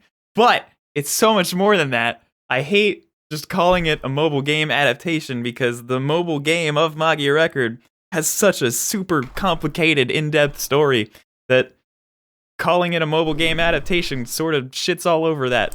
So I don't want to do that. Instead, I just want to label it as a sort of if you liked Madoka and you want to know more about the world, how things work, this is a good show. It's got some of the original characters. They all show up at different points in the series, and Kyoko and Mami actually play big parts in the series in the later episodes, but it moreover focuses on one part of Japan, several districts away from where Madoka and company lived, where shit's basically getting real. And all of the witches in Japan are gravitating toward that area, and so all of the magical girls, in order to stay alive, also have to start going into that area. And it's just this super detailed, action-packed depiction of what happens when magical girls start having to fight over turf and fight to stay alive, that sort of tapers off into the actual characters and the drama surrounding them and their circumstances, and it's just so good, and it looks so cool, and I don't get why people don't like it. Yeah, it's a series I, as you can tell from my enthusiasm, feel very strongly about. And I'm definitely biased because I played a lot of the game before the show came out, so I had that preconceived love for all of these girls, and actually getting to see them in anime form was awesome. And I'm really excited for more, and we are getting more, so hell yeah. Animation-wise, it was... I want to say it was on par with Madoka. Kestrel will disagree. I think it looks beautiful, and Madoka just has a really unique aesthetic to it that nobody else can really mimic. So having Shaft be able to do this show as well was the only way it would work, and I think it worked phenomenally. And I'm done. Okay. My number 3 is Haikyuu to the Top, the second season. So I talked about this a little bit earlier, but this one gets back into the real meat of Haikyuu, which is big volleyball games at a tournament. And that seems like it should be much more repetitive and less interesting, but it's really where you get to just spend your time with the team as a group and then meet their opponents, who are, in any good sports anime, just as compelling as the protagonists, and that's certainly the case in Haikyuu. They've been getting better at depicting the opponent team as equally valid and complex as the team that you're following.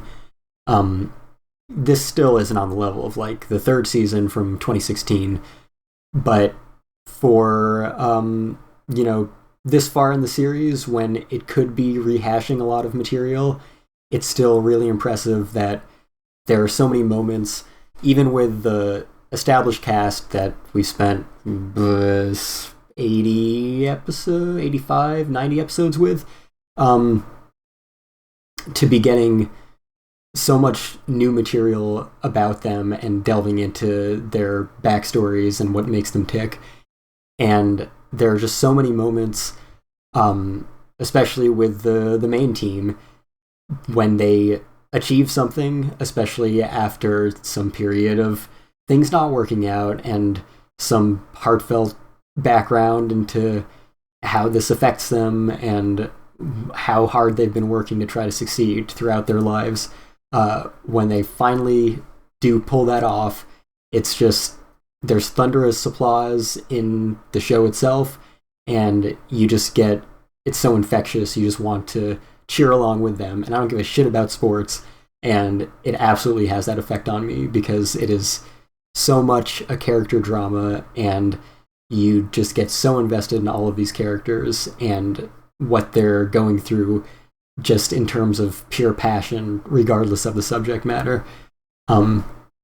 So for that reason, it's not my favorite Haikyuu, but Haikyuu is just my favorite sports anime overall.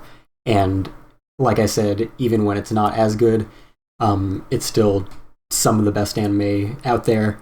And the second season of the To the Top definitely nails what Haikyuu is best at, better than the first one did. That's all I got.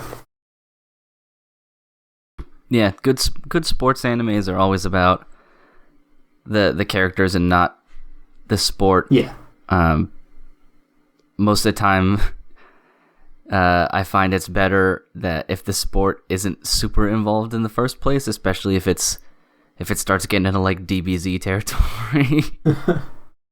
Yeah, then it turns a little bit too ridiculous, and sometimes I start not caring quite as much about the characters because they become less and less relatable, at least for me, when it turns out like they can do just godlike level things, but they're still just trying to graduate high school. And I'm like, you could go to the NBA right now and make $37 million a year.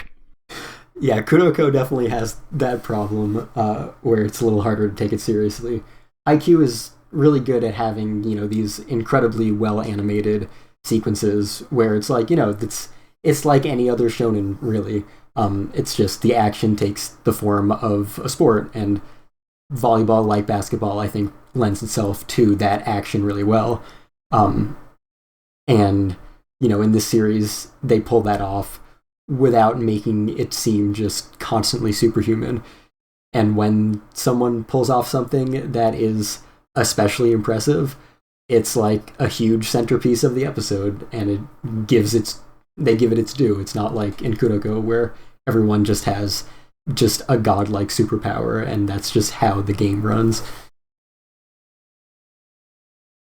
Right. So I think that's what made Haikyuu very good as well. I only think I watched maybe the first season of the anime, but I was reading the manga for a really long time to the point where I think the anime was just starting to pass where I was at in the manga when I was reading it a couple years ago. Mm-hmm. So I could probably jump back into it, relatively easily with what I can remember, especially because I'm still so intrigued about the idea of stretching one match over an entire core. Yeah, it's really good at that. Saying how that's supposed to work. I mean, obviously it worked well, but that's just a novelty in a lot of ways, because sports shows, have always stretched their matches into 2 or 3 episodes, maybe 4 if it's like a big game, like, Prince of Tennis does it and Kuroko does it, where it's like one game could be 3 episodes maybe, or 2, 1 for each half, maximum 4 if it's quarters, and you'll get like a quarter an episode. But to do what I'm assuming is at least 12 or 13 episodes, and it's one volleyball match. Yeah, I mean, that sounds awesome. This one isn't quite as much that as like the 3rd season, which is just my favorite season of sports anime in general, which is 10 episodes, but they play like 5 games in it. But yeah, I mean, the reason it works so well is because each episode kind of has a subject. A lot of times it's a single character, and they're going to have a really pivotal part of that game at that time. But you spend a ton of it just in their mind, in their backstory, outside of the context of the game that's actually being played. And that's just kind of like, the climax of everything it's building up about their development comes in the game itself. So that's why it works. And even if you've read the material for the 3rd season, which is the Karusuno versus Shida Torizawa, definitely watch the anime adaptation. Yeah, because that season I think is just the best I've seen sports anime. I wish more people who were inclined to like sports watched anime, so I could get more opinions on it, in terms of if they like that style of storytelling, or if it could lose them because they want to see more of the sport. Mm-hmm. I've gotten that way at certain points in some shows where they'll spend like a really long time on like one point or one game, and I just want them to get on with it. But I like to think I'm a little better at appreciating the character development. But the Venn diagram a lot of the times for sports, like sports lovers and anime watchers, are essentially 2 separate circles. Right. So I don't really get that opportunity to talk to people like that, just because, sports, even at their slowest, are still packed with a decent amount of action. And people watch sports for the action. So I guess it would be interesting to see how a show like this would work when the action can be so spread apart, or so much can happen within one point of one volleyball game. Mm-hmm. I wonder if your average person would get impatient, or if the character writing would still be that good to draw them in, and make it worth it for them to do that. So that'd be a fun experiment to try someday, just to see that, since sports are meant to have action, and a show like Haikyuu can kind of really space out the action and fill it with a lot of other important details, but not the action of the sport. Yep. Ping pong was good at that too. Mm-hmm. Though that's good for a lot of other reasons. Yeah. That's what I have to say on Haikyuu for this past year. So I guess it's you now. It was tied with Skyler as well, year number 3, but he already did his part, so go ahead. Yeah, we already talked about it for the most part, but my number 3 was Tower of God for the reasons I had mentioned earlier. I like the variety, and that Skyler talked about as well, like the variety in the tests, and I'm a sucker for tournament arcs of anything, or test arcs, where there's like a structure and it's about the characters overcoming or figuring out a way to win, or bending the rules, where it's more about, it's equal parts cunning or muscle. So I'm always a sucker for that stuff, and I did like the very rough kind of art style, and just the idea of it, of climbing this tower to get your wish, and I kind of like how people got their comeuppance pretty swiftly in some aspects. So it wasn't. Not everybody felt like they were invincible, considering there can always, much like the Highlander, there can be only one to ascend the top. So like that one guy betrayed, got double betrayed, and then died. So it does give a nice feeling that every once in a while you're reminded, hey, this is a test, and there will be consequences, and there is real mortal danger, despite sometimes the show kind of puts you on your heels because it can feel like a sort of buddy shonen when they're all eating at the cafeteria together. The show tries to remind you, hey, people are going to die, and people will betray each other, because at the end of the day, this is a test to get, whatever your one greatest wish is granted, as long as you can get to the top of this tower.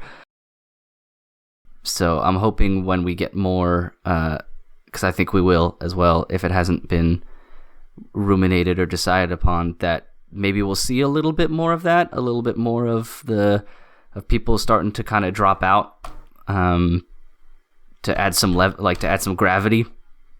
Since for that first season or so, they told you about the gravity, but you didn't really get it all the time because you were in equal parts watching Bam sort of grow into someone who can actually take on the tower and fulfill this apparent insane power or destiny of him being an irregular, I think they were called. Like someone who got into the tower ascension test by sheer will alone, and not from some bloodline or what have you. But yeah, I really liked it, and I'd like to watch more. And I think it's a very good example of a shonen show. Yep. Yeah, I wasn't as in love with it as I had hoped to be from all the hype about the source material, but it is one core from hundreds of chapters, so it, like most shonen, I'm sure I will enjoy it a lot more as it goes on. Yeah, because it does have quite a large cast of characters. Yeah, a lot to unpack in that story, and we kind of just scratched the surface. Oh, for sure. Especially with apparently like a weird like warring families background that they barely touch, which is also interesting, like a War of the Roses type deal maybe. So there's definitely plenty to unpack and work on, which will make the show better as long as it's right. All right, but that's about it for me. DJ, do you want to read off some of the top threes that you got from other people? Yes, I have a handful of them. So I will start with EAHG's top 3 of the season. Number 3 being Decadence, number 2 being Kaguya-sama Season 2, and number 1 being Wandering Witch, which I'm happy to see, but kind of surprised by. Yeah, same. It was almost on my list, but for some reason, something arbitrary, I just didn't connect with it enough to put it on. I liked it a lot. I can't imagine ever putting it at number 1, though. Such a weird show. That's true. Yeah, I'm all about it. It's so weird.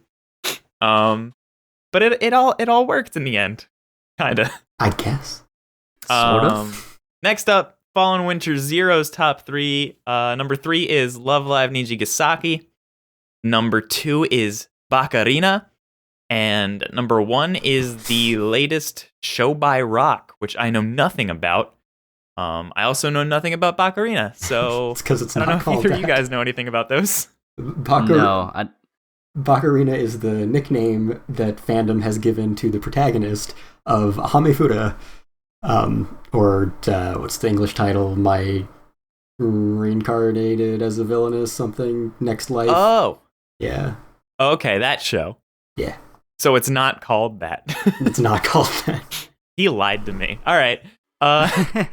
Number 3, we've got Senti's top 3. Number 3 is Sword Art Online Alicization Season 2. Did I say Alicization correctly? Yeah. Cool. It's actually Alicization War of Underworld Season 2, because War of Underworld is the second season of Alicization. That show's strange. It's a confusing series. Number 2 on his list was Adachi and Shimamura, which I will be talking about later. And number 1, a choice that makes me very happy, Bang Dream Season 3. So hell yeah. After that, we've got Two Hands and his top 3. Number 3 being Dorohedoro. Number 2 being Gleipnir. And number 1 being a Plunderer. I know nothing about any of those except for Dorohedoro and the bad CG. It's not that bad. It was bad in the trailer. I didn't see the actual show. It is not the worst. Yeah. Okay. That's it's not Baki Season 1 bad. It's not Berserk bad. It's not Berserk. Is anything Berserk bad? No. I would say the CGI from that first season of Baki would be very close. All right, I haven't seen that, so... Everything I've seen about Baki is terrifying, so I believe it. Well, it's gotten better as, I guess they've made more seasons. Like, there's almost no CGI in it at all anymore. So I don't know what they were thinking that first season when they did that, but, you know, I guess maybe they Budget, got more money now or something. Yeah, maybe they have more cash. Yeah. Anyway, after that, we have AIDS top 3. Number 3 being Oregairu Season 3. Number 2 being Bang Dream Season 3. And number 1 being Kaguya-sama Season 2.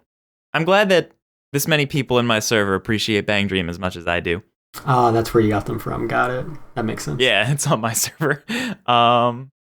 That's the only place I talk to people anymore. So, DJ, how much would these people pay for a DJ handshake event? honestly, some of them probably quite a lot. It's really humbling. Well, if it helps you, DJ, you'd have to fucking pay me to get anywhere close to you. That's fair. I feel like I'd have to pay most people to get anywhere close. I'm not a good person. We have TVC next. His number 3 was Sleepy Princess in the Demon Castle. Yay. His number 2 was Bofuri, or I Don't Want to Get Hurt, so I'll max out my defenses. And number 1 was the latest season of a certain scientific railgun. I never watched Railgun. I watched Index, and it's kind of weird that I haven't watched Railgun yet. After that, we have Irish Llama's top 3. Number 3 is Jujutsu Kaisen. Number 2 is Kaguya-sama Season 2. And number 1, again, the latest season of Certain Scientific Railgun. After that, we have Anime Crasher. Number 3 was BNA. No idea what that is. We have Great Pretender at number 2. And then number 1 is Jujutsu Kaisen. BNA was a... I think Studio Trigger thing about like people who are also animals living in an animal city. Yeah. Oh, I feel like there have been several shows that fit that exact bill in the last year or two. Sorry, that couldn't be more help. Emily watched the first episode and thought it was okay, but then we didn't watch any more other than that. Yeah, I don't know how I feel about Trigger, which is weird because I've watched most of their catalog. But finally, the last top 3 I have is from Hayes, and he has Certain Scientific Railgun at number 3. He has Misfit of Demon King Academy at number 2, which is a surprising choice, and then the latest season of Mahoka at number 1. That's all there's gotta be of something the top about 3 Railgun here. Yeah. I don't know anything about the show at all. Is there anything scientific? Or is that just a title? It's more like, I don't know if science is the right word, like magic kind of. Yeah, like she can fucking flip a coin and make electricity happen. Science fantasy, yeah. Yeah. I wonder if there's something similar in Railgun and your game, since everyone who loves your game seems to love Railgun. Cute girls. I guess. I mean, there's a lot of stuff with cute girls. I don't know. Misaka's like cute. I like her a lot. Cool. Yeah. Yeah, I haven't watched any of Index or Railgun. I read the first few Index novels. Oh, you didn't even watch like the first season of Index or anything? Nope. It's a good anime. I like it. I hear like the latest season kind of sucks though. Mm-hmm. But I hear that the latest season of Railgun is apparently 10 times better. And I feel like that's the one that makes them money. which is strange because it's the spin-off. Oh, so wait, there are two different things? Yeah, there's a certain magical index and a certain scientific railgun. And railgun is a spin-off of the index series about one of the side characters. I think there's an accelerator spin-off too now. There was an accelerator spin-off as well. Yeah. I can't remember what that one's called, though. A certain something accelerator, I imagine. Yeah, probably. A certain accelerated accelerator. Yeah, I was going to say that exact thing. Hey, we're both not funny. That's true. All right, yeah, that's it for all of my people's top threes. What did we have after that? So then it is on to our number twos, and I will go first with that. Wow, that is a real low bar here. I don't give a shit. I'll laugh at whatever. You don't give a shit. Yep. You see that? Okay, so my second favorite anime of 2020 is Kaguya-sama Season 2. Yeah. I wasn't sure if that was going to get number 1 or number 2 for you. My number 1 is not even close. Damn. I can't even remember what it is off the top of my... Oh, I probably know. Yeah, you know. Bang Dream. Bang Dream. Bang Dream, baby. Bang Dream Season 3. I'd be so proud. My number 1 is GB8.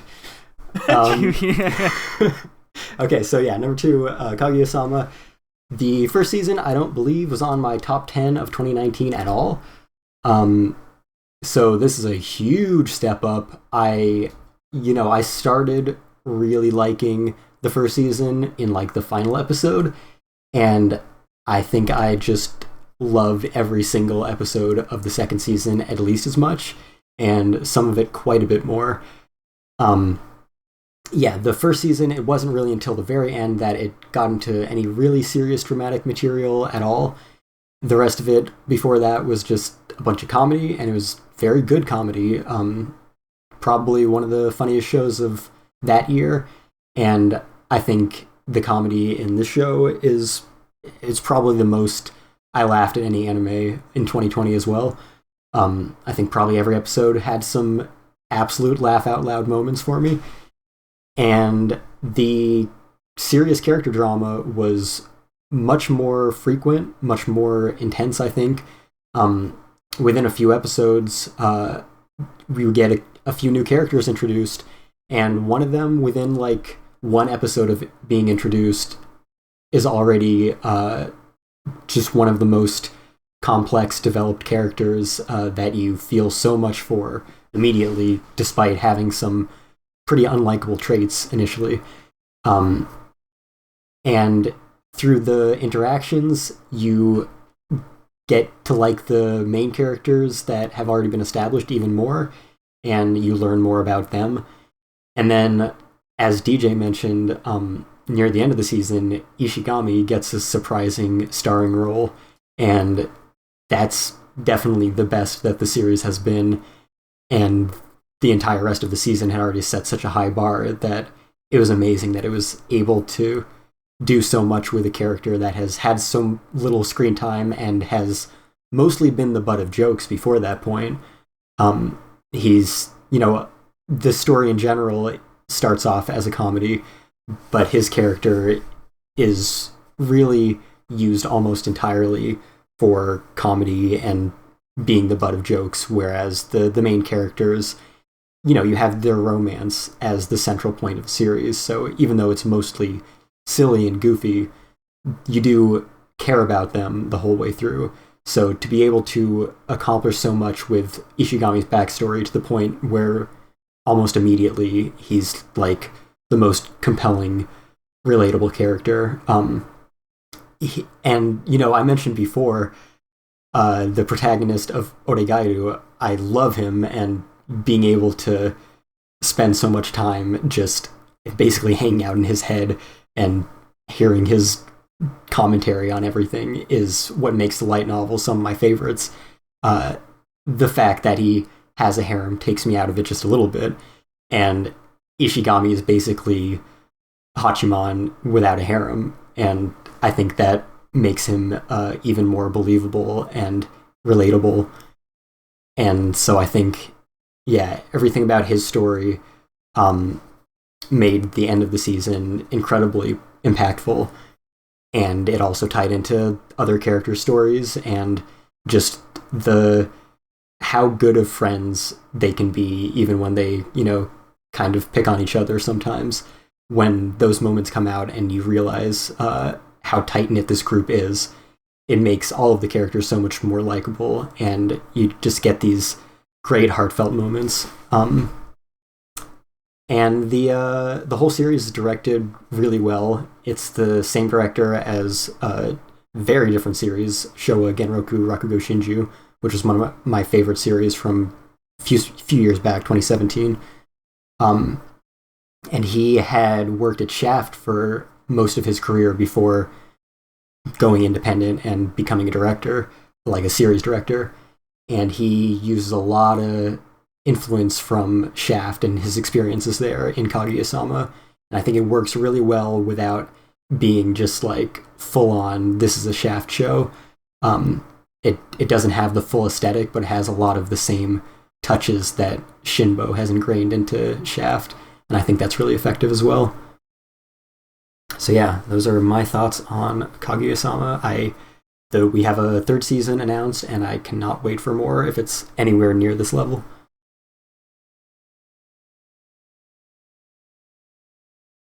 I don't know if there's anything else that you wanted to say about that, DJ. I know you kind of cut your portion short about that. I mean, you pretty much said everything that I could possibly say about it. Okay. If season 3 keeps on the same pace as season 2 did and becomes even better in some way, it'll be a fucking 10 out of 10 in my book. So let's hope it gets there. Yeah. I want a really dramatic and moving Chica arc as soon as possible, please. Yeah, and I appreciated, like, Chica is maybe the only character that hasn't gotten one of those Yeah, arcs. We need one. Right. But even within the story, they managed to make it so that Chica's not just a joke either. Like, yeah. there are points where, she's occasionally, like, the most wise one in a particular situation, or you get the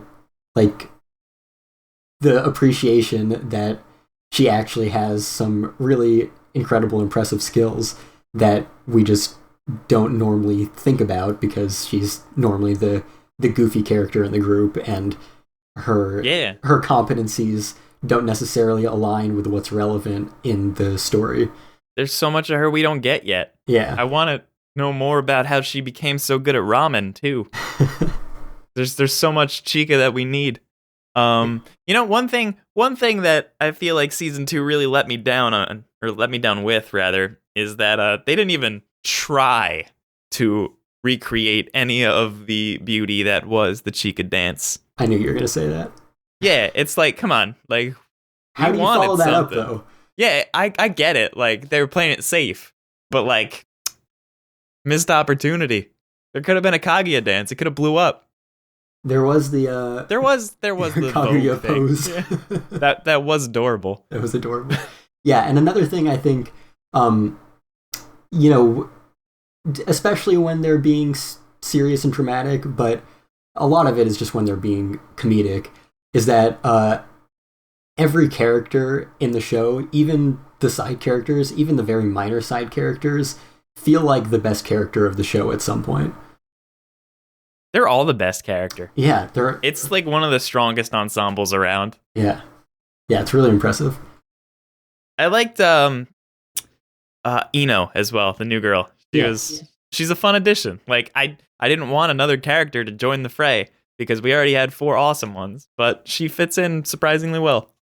Yeah, and that that's what I was saying. Is like, basically as soon as you meet her and she's introduced not likable at all, and especially in contrast to the existing group, within like an episode we just get this incredible depth to her and we just care so much, and that's something that a lot of shows couldn't pull off nearly as well.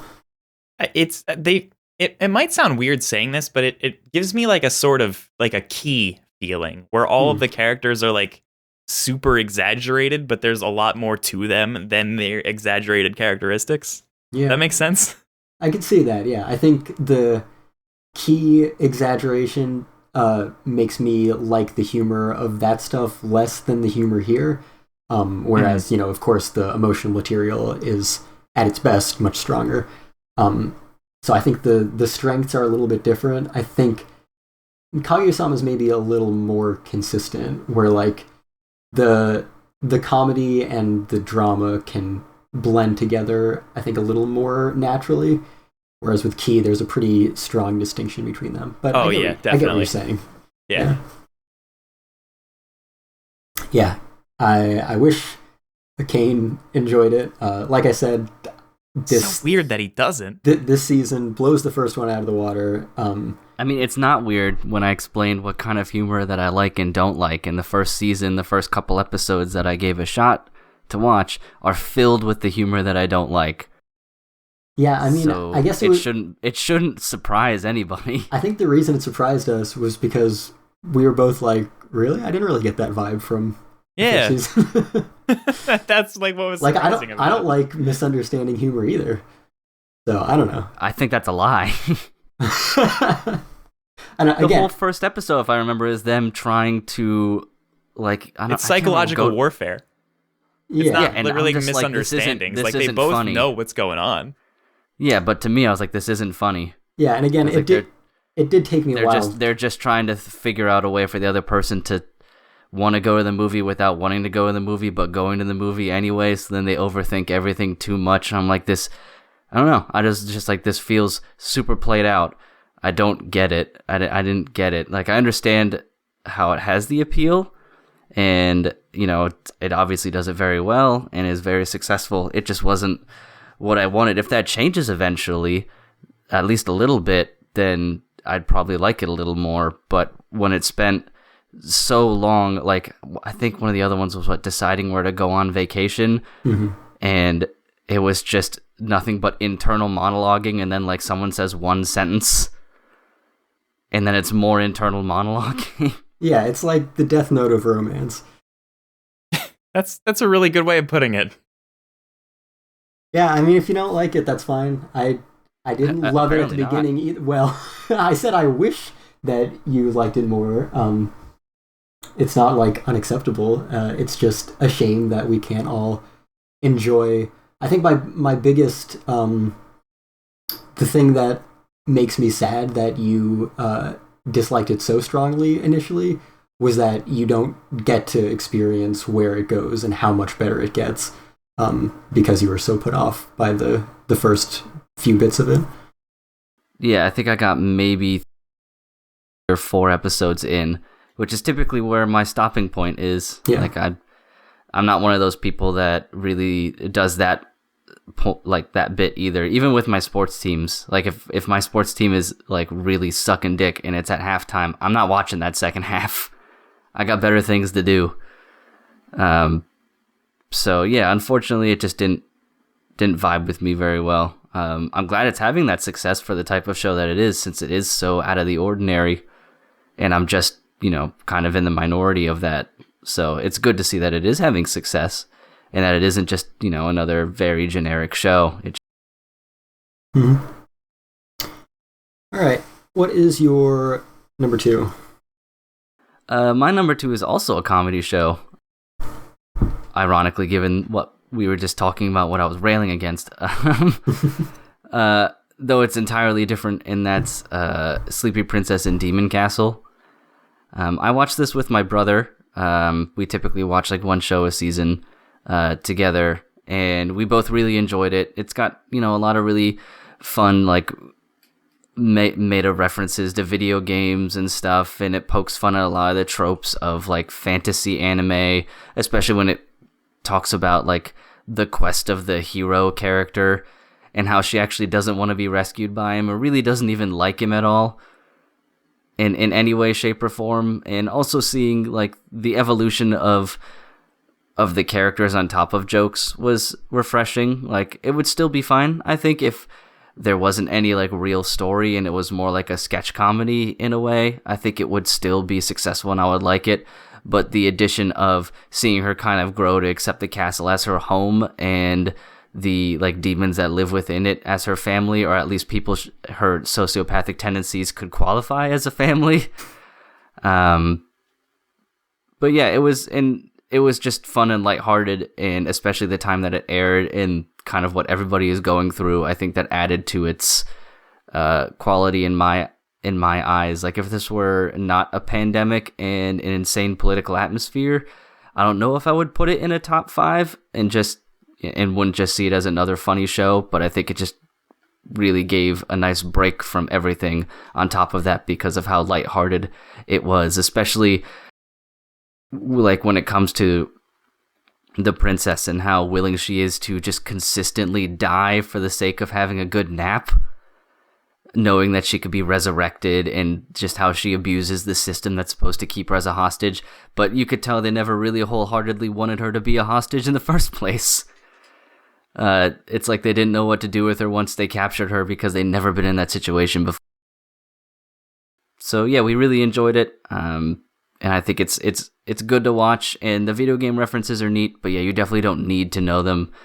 The only prerequisite you really need to have is just kind of a knowledge of sort of trapped princess rescued by a prince kind of, tropes and environment and stuff that it makes fun of so well. But yeah, I really liked it. And we also listened to the opening every time of that one too. I didn't like it as much, but it definitely is a toe tapper. It's got a good beat, and there are some more there's some characters that never show up in the OP, which is a little disappointing. Like the Apple Pirates, just pirates with apples for heads, that never showed up. So that is a little disappointing because I want to know what the fuck that was all about. But yeah, I think it's a good lighthearted watch. That anybody can just spend a couple minutes, like the 20 minutes a week watching, and you don't have to really keep track of characters and different story arcs. That was my number 2. Yeah, we talked about that a little bit last time, of course, and I did enjoy it all the way through. It had me worried in the first few episodes because it seemed very repetitive and like it was playing out the same joke, but they do mix it up eventually, and I think overall it was a definitely pleasant experience. Yeah, it holds itself in common with Moriarty in that respect, where it was starting to grow rather thin, and then once they just get right up to the line, they change it enough that it feels like it's refreshed itself. And they're both about sociopaths. Yeah, very true. Just one's a lot cuter. Moriarty is pretty cute. Yeah, he is very adorable. His pom-pom for a haircut. I love how much you hate his haircut. I really do. I think because I don't want to talk about the show a whole lot anymore, but I think just because everyone else's hair is relatively normal. Mm-hmm. And his still looks like anime. And it makes me wonder what his head looks like. All right. So DJ's number 2. Yeah. We've mentioned it at several points in this episode so far. But my number 2 for this season is Oregairu Season 3, or my teen romantic comedy. Not what/as/is as I expected, whatever you want to call it. It is the 7-year journey from the first season finally coming to a close, and it was everything I wanted it to be, and I couldn't be more satisfied with the actual result. The first 2 seasons, romance has always been a big part of Oregairu, but it's not often, I feel, especially in light novel adaptations where we actually get a conclusion and see the situation resolve, and we finally fucking got to do that. And just the fact that happened and there was no vague choose both heroines answer, it gave me the ending I wanted. When I first started the series, and I'm not going to spoil who wins or anything for whoever is still watching or wants to watch the series, but when I first started the 3rd season, the girl I wanted to win isn't the one that I wanted to win by the end. And it's strange that happened because the last season spends a good amount of time sort of showing you the fallout of that not happening. But it also sort of tells you and shows you that things would have never worked out that way to begin with. And it was just a super real and super humbling experience to sort of get that wake-up call, even in a fictional sense, where it's just like, okay, the thing I want isn't what's best for anybody. And it was just... I love all of them so much, and it's one of those shows where like whoever is on screen at that moment is my favorite character. And like Kestrel was saying earlier, the amount of insight that we get in the protagonists or from the protagonist it's unlike most other shows of this genre. I think I've called it the most realistic high school show on several occasions, and I will stick to that. It's really cool seeing a protagonist who is so incredibly flawed in pretty much every way imaginable, still somehow managed to succeed to some extent. I like how much this season and the series as a whole focused on codependency. That was like the key point in season 3, other than just resolving the romance. And that's one of my favorite themes. And there aren't many other examples, I think, that really did it as well as this show does. Everybody was super enjoyable, super complex, and there's just not really any complaints I have. High school shows are very often overdone and over-exaggerated and just silly, and this is absolutely not one of them. And I can't urge people who are into slice-of-life romance or drama to watch it enough. Yeah, I think the series, particularly like Hachiman's narration, is probably some of the best and most accurate social commentary I've heard from anime, particularly so for real. Like the high school society. And Him and Oreki from Hyoka are like the two characters where I'm just like, you guys get it. Right. And I'm surprised by how much is the same for American high school society and Japanese. Yeah. It's pure cynicism.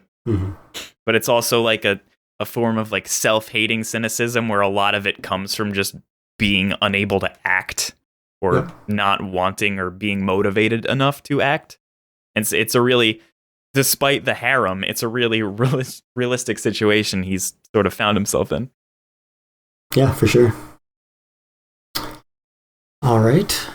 I've got some top threes from some other staff members of the site. So from Corey, his number 3 is Haikyuu to the Top. He didn't specify which season. I imagine he just means all of it. His number 2 is Chihaya Furu 3. And his number 1 is Ace of Diamond Act 2.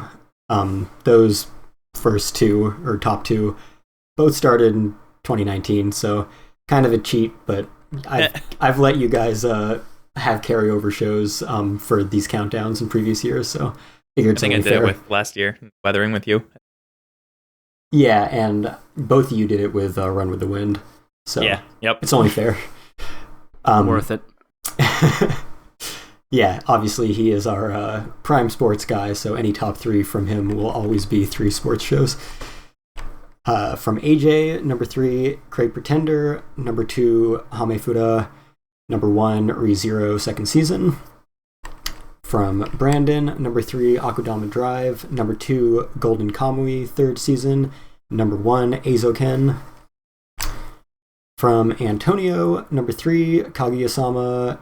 Number 2, Wave Listen to Me. Number 1, Akudama Drive. From Sean, number 3, Golden Kamui third season. Number 2, Chihaya Furu 3. Again, 2019, but whatever. And number 1, Kaguya-sama. And then I have one more from my friend Derek. His number 3 is Fire Force Season 2. Number 2, Eizoken. And number 1, Attack on Titan, the final season.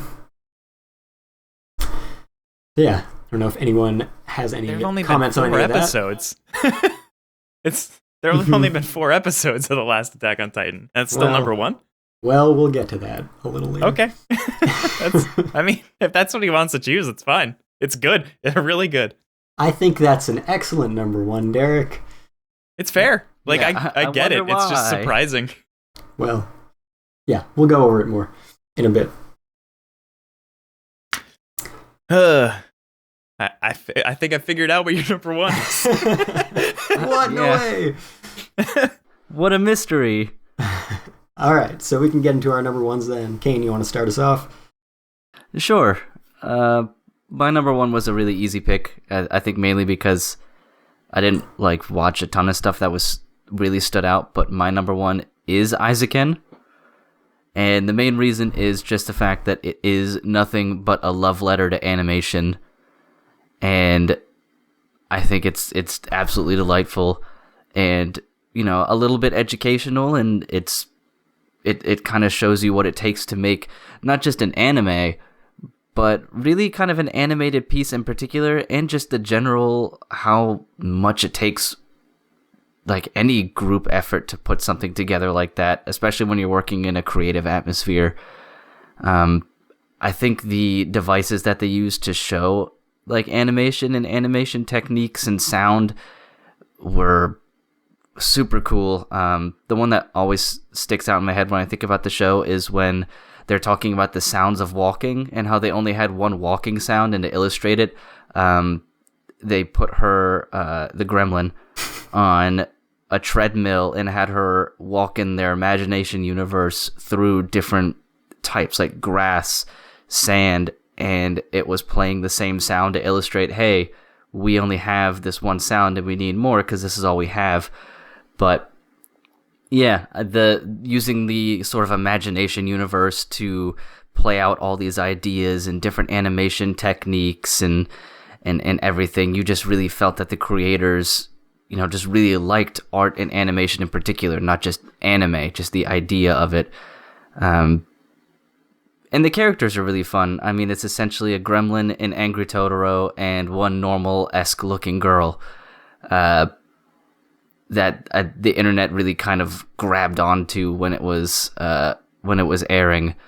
It also has a banger of an OP, which is a lot of fun to listen to, and it's just a lot of fun. The stakes aren't very high for the most part, and you really get to see kind of the ins and outs on a basic level of what it takes to make an animation, not just from the art side, but also the business and management side and the money side and everything. So it was my clear number one. I really, really enjoyed it. It would be one of the few anime that I would go out of my way to rewatch, which even my number ones from previous years may not necessarily be that way, but Isaacin definitely would be, if just to see the Imagination Land animation and all the girls making the sound effects for the Imagination World, so you knew it was this surreal atmosphere in a way. But yep, so Isaacin is my number one, probably by a country mile in this standpoint. Yeah, definitely a lot of people really loved that show. I certainly liked it a lot all the way through. It never quite hit me as hard as I feel like it hit a lot of people, but I love what it was doing, and the more shows we can have about that, the better. I really appreciated it in a lot of ways. Also, Caitlin has never seen an episode of Eizouken, but anytime the phrase easy breezy comes up, she sings easy breezy. So. It is a very dope opening song. It's extremely catchy. It is super, super catchy. I think one of my favorite things, and not just that this show does, which it does, but in general when it comes to anime, is the unique character designs. Mm-hmm. So I wasn't just looking at the same girl's face copy and pasted with a different hairstyle over and over again. Or the same boys. It's all characters, and some shows kind of fall into that category, but each character had a very distinct look and personality and feel, and their look matched their personality really well. Mm-hmm. As well. So that was a lot of fun, and yeah, super catchy opening theme. Does it? It doesn't have a physical release. No, I don't think it has a license for that yet. Yeah, which is super weird. It is, yeah, because like Crunchyroll still promotes it pretty hard, pretty regularly. So I'm not sure what happened there. It's weird the shows that kind of slip through the cracks over the years. Maybe when they're owned by Funimation, they'll go back and do some physical releases of some of those shows. But yeah, it is very surprising. You know what? You know what it reminded me of, Isaacin? In some ways, it reminded me of Otaku no Video. Yeah, I haven't seen that, but I know it's very much in the same vein. Yeah, because it's an anime adaptation of Gainax becoming an anime company to a certain extent. Mm-hmm. Like, yeah. it goes off into like completely weird territory eventually, but that's kind of what it felt like. This group of people who like anime or animation and business coming together to do this thing and make this great achievement that just started out as a very small animation, because that's what Gainax's was. I think their first animation was like a they're called, but an animated music video, an AMV. Yeah. Essentially. Yeah, like they did the Daikon animations. That's right, Daikon. Yeah, in university. But even those, the animation quality was so insanely good. Like Anno is such a good animator. Yeah, have you seen the Daikon animations? I've seen like the clips from them of the really incredible sequences. I haven't watched the full things. It's really good. It's a licensing nightmare. Right. In a lot of ways. But it's, yeah, the Daikon animations are super good. And that's what I got that feel from, too, because they show that original animation they made, and it just blew everybody away. Right, yeah. And it definitely had a lot of similarities in that respect. But yeah, it was super good. Super, super good. Please let there be a reasonably priced Blu-ray. Yeah, I mean, it is, I think Crunchyroll has all the rights, so we can imagine that it will come out from Funimation eventually, maybe Sentai while they're still in a little bit of a partnership, but I can't imagine it will be too expensive, and if there's an expensive edition, there will be a cheap edition, if it ever happens. Right. Indeed. But that's my number one.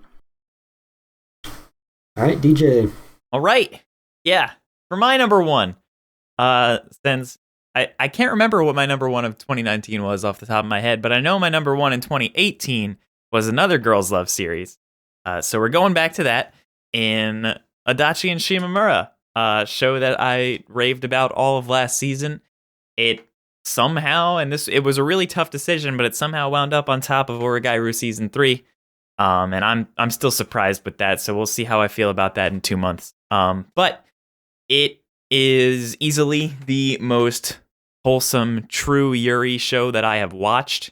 It deals just as much in just making it through high school and trying to survive that sect of the world as it does romance, and the amount of inner monologuing and insight that we get into these character thoughts in the same way that we did with Hachiman and Origairu. It's really eye-opening. The difference in this show is that instead of cynicism, we get a lot of very personal thoughts that wouldn't typically be... It's just...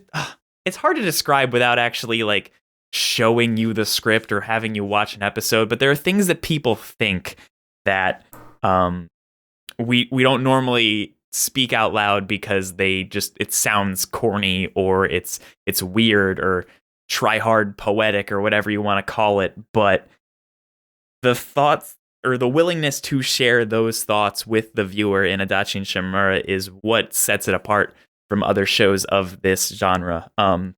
It feels a lot like Bloom Into You, but instead of focusing hard on like the asexuality or arguable asexuality of the protagonist, you have a character who it's clear the way that they're leaning, but they're so uncomfortable with who they are as a person that they sort of just throw aside any chance for romance as a whole. It's the story of one obsessive girl and one extremely selfish girl who sort of taps into the other's obsession and is just using it to feel better about herself. It's so many things, and it's so real, and it's just it's very different from any other Yuri thing that I've seen, and I'm glad that it exists. I'm glad that the writer and the creator was willing to make this slow burn romance where you get 12 episodes where there's still zero actual romance in the show. The characters, the most they've done is like a friendship hug, but the inner monologuing really helps sort of it lets us realize how the character's emotional state has developed rather than their actual relationship. And so their minds are developing faster than they are as people. And that sort of weird inner conflict creates this totally different experience that I wasn't expecting going into this.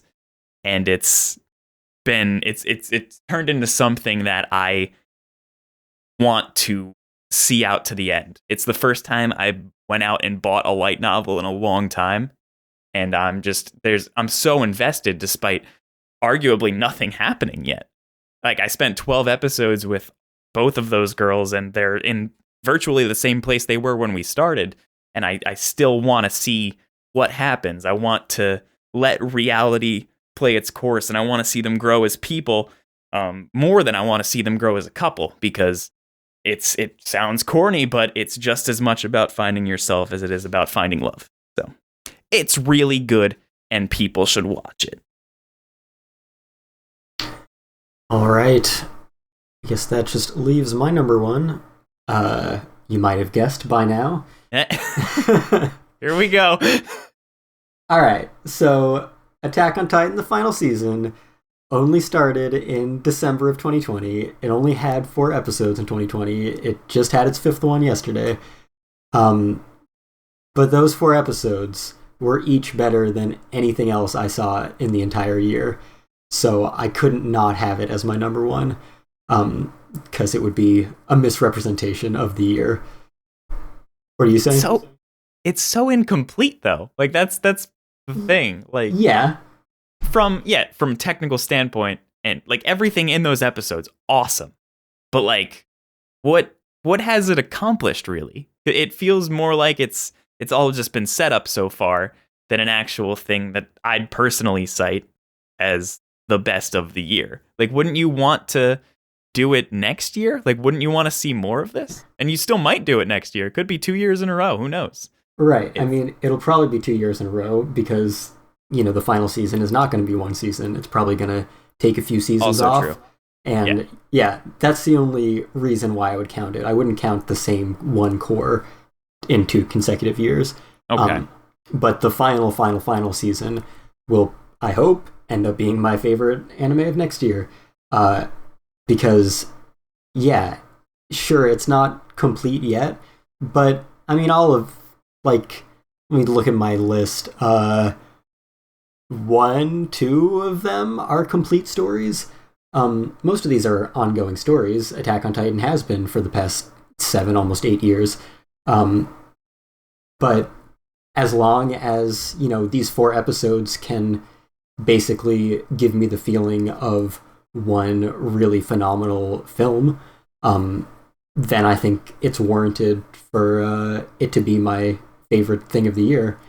And that's really what it did, and it does work as kind of a standalone prologue to the final season, because you spend these 4 episodes with a cast of characters separate from the cast that we followed throughout the series, and in a setting that's completely different, and many years have passed. So it's kind of a standalone installment within the whole story of Attack on Titan. And I think what it does for Reina's character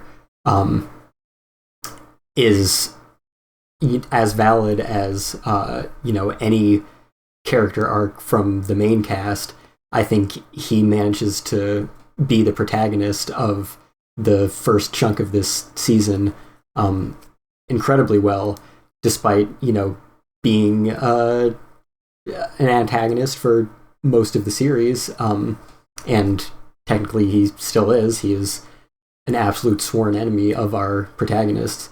But what they can do with that character development when they focus entirely on the other side and, you know, everything that's gone into what he's done, what he's experienced, and how it's shaped him, and how much he regrets it, and wishes that he could atone for all the wrong that he's done, is really incredibly powerful. And seeing, you know, everyone around him who hasn't had those eye-opening experiences to learn that their sworn enemies are not just the devils that they've been told that they are. It creates this atmosphere where Rhina is kind of in a universe all by himself, where nobody else understands him, and he sees himself in everyone around him because of all the propaganda they've been fed and have been taught to hate their own race so much that they just oppress the other members of it and bow down to their oppressors.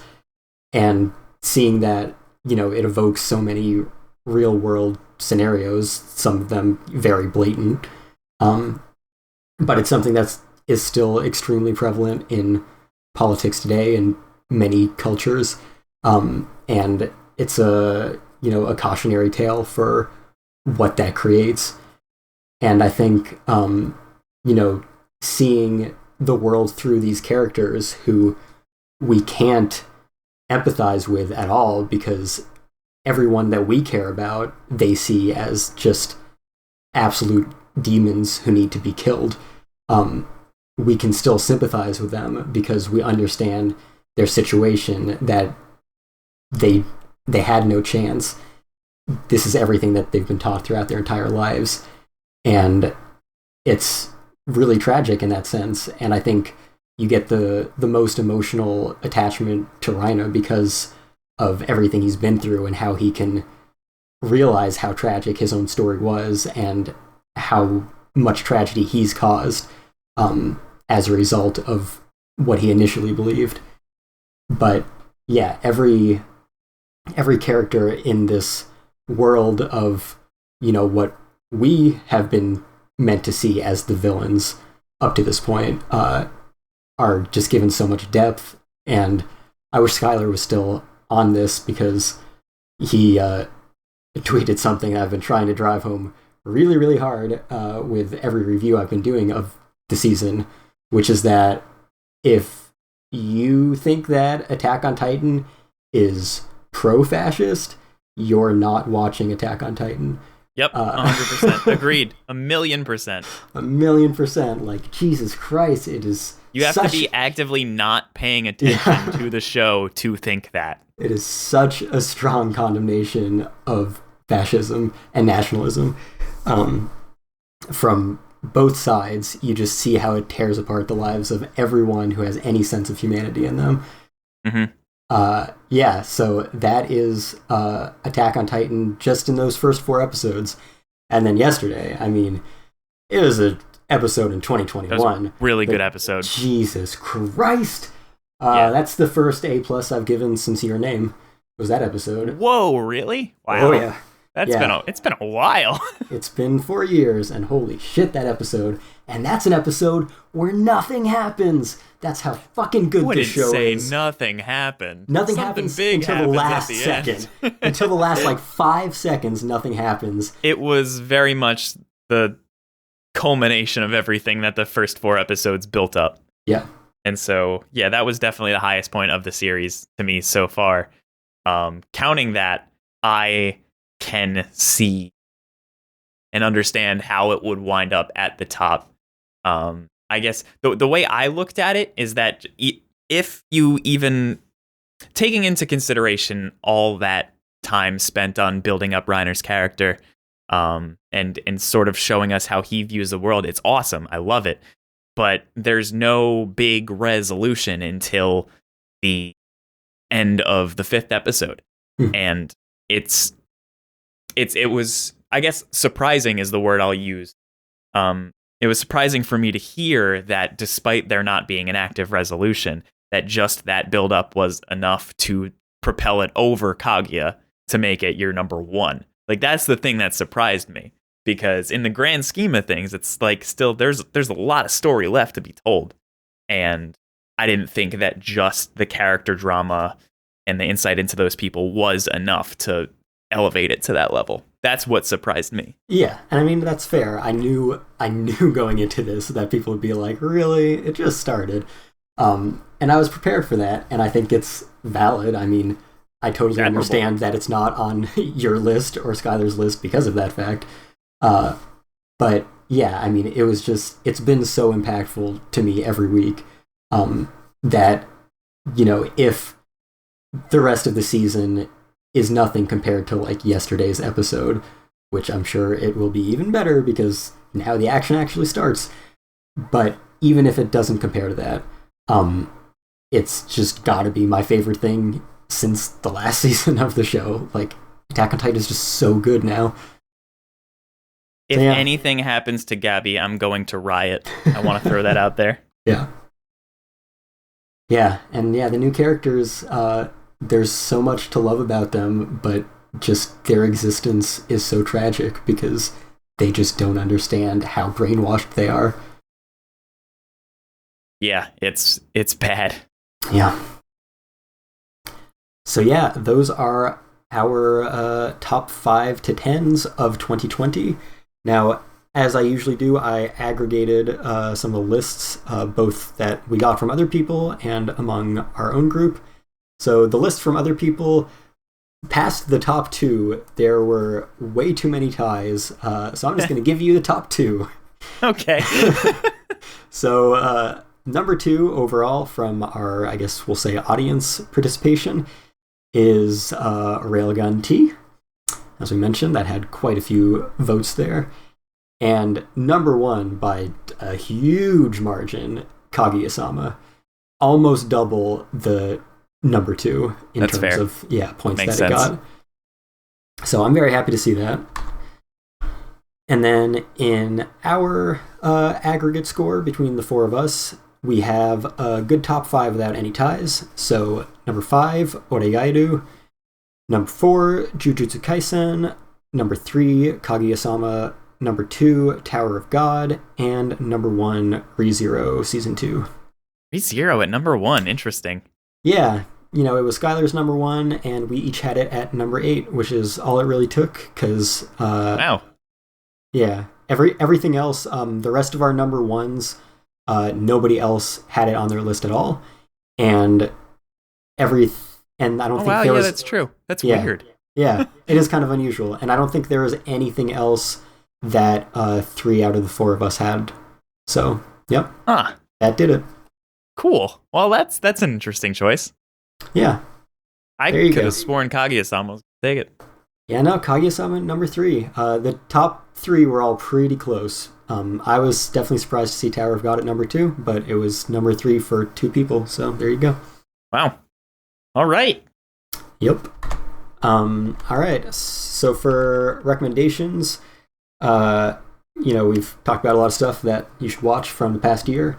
As a non-anime recommendation, I will, in the theme of this episode, give my top film of 2020, which I watched on New Year's Eve, which is Wolfwalkers, the spiritual successor to The Secret of Kells and Song of the Sea. I got an Apple TV membership for a month for this movie, and it was absolutely worth it. It's amazing. Go watch it. My recommendation's kind of a cop-out.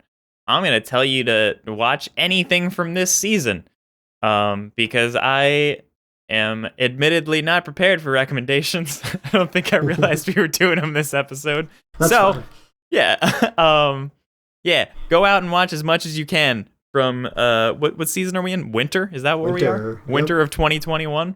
Watch all of the winter 2021 shows so that when the season comes to an end, you, the listener, can submit your top shows so we can include them in our countdown.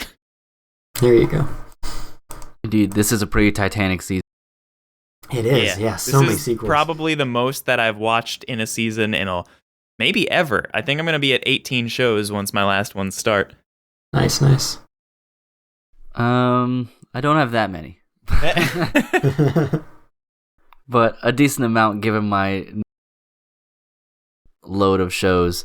So I mimic DJ there, watch anything from this season. I'll also recommend what I've recommended previously, because I don't have anything else, which is the new Lupin movie. Not necessarily like the watching of it, but the steelbook that I got from Shout Factory is probably one of the nicest steelbooks, at least like anime and animation wise, that I've seen. Like, the art is really nice on the front cover, the finish is really great, the color is cool. It really takes advantage of the landscape of the steelbook, which some releases just don't. I don't fucking know why, but yeah, the Lupin III, the first steelbook, is definitely worth it if you want a little bit more of a collector's, sort of experience with buying it, because I think it's either that or just a standard Blu-ray case. So I think this is about the nicest thing. Mm-hmm. And I'll probably end up recommending this next episode depending on when we record, but I guess to follow that up, I will also recommend the Lupin III Castle of Cagliostro 4K Ultra HD 40th Anniversary Collector's Edition Blu-ray from Discotek. And on the same day as that, they are also releasing Hajime no Ippo, the first maybe 2 cores, something like that, on Blu-ray. Yeah, I think it's 25 episodes, which are 2 releases that I have been very highly anticipating.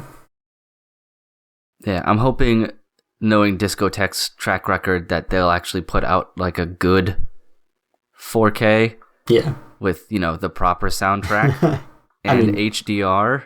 Yes. And everything, because it's kind of hard to find a good 4K, and now the pool's not very big, but right.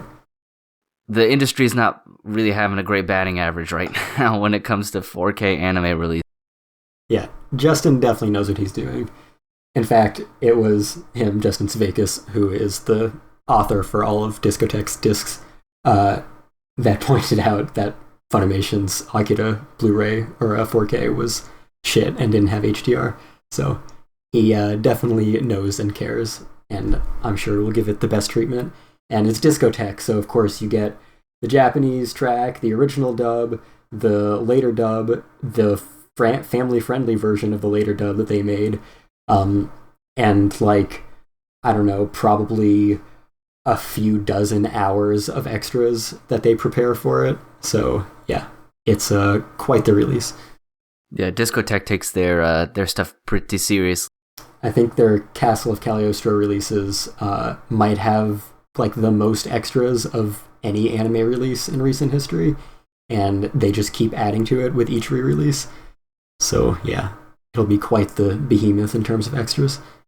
Yeah, I'm interested to looks like and how it turns out in the end, since it's in what seemed to be very loving hands. Mm-hmm. All right, so those are our recommendations. You can find us anywhere you find podcasts. Please subscribe, rate, and review. We are on Apple Podcasts, Google Podcasts, Spotify, Stitcher, SoundCloud, iHeartRadio. We have an Alexa skill. You can find us on fandompost.com. You can comment on our stuff there. You can also get in touch with us and follow us and share our stuff via social media, Twitter and Facebook at Fandom Post Radio, and also get in contact with us via email at fandompostradio@gmail.com. And I'm on Twitter at FullMetalKyoma, and please read my reviews of Attack on Titan, because I spend several hours on each one to make sure that it is absolutely every word that I think it deserves, because I'm very passionate about this series. And you can find me on Twitter being less passionate about things at DJ No Style. But one thing I am passionate about is my video game, Lessons in Love, which you can find on patreon.com/lessonsinlove. We just passed the $7,000 mark. Hooray! Yeah, you're definitely back to making more money than me again. Yeah. Yep. And you can find me right here on the podcast. for his takes and tantrums. All right, and you can listen to us next time, where I'm sure we will have a lot to say about the winter 2021 anime season. So until then, see ya. Adios. Bye-bye.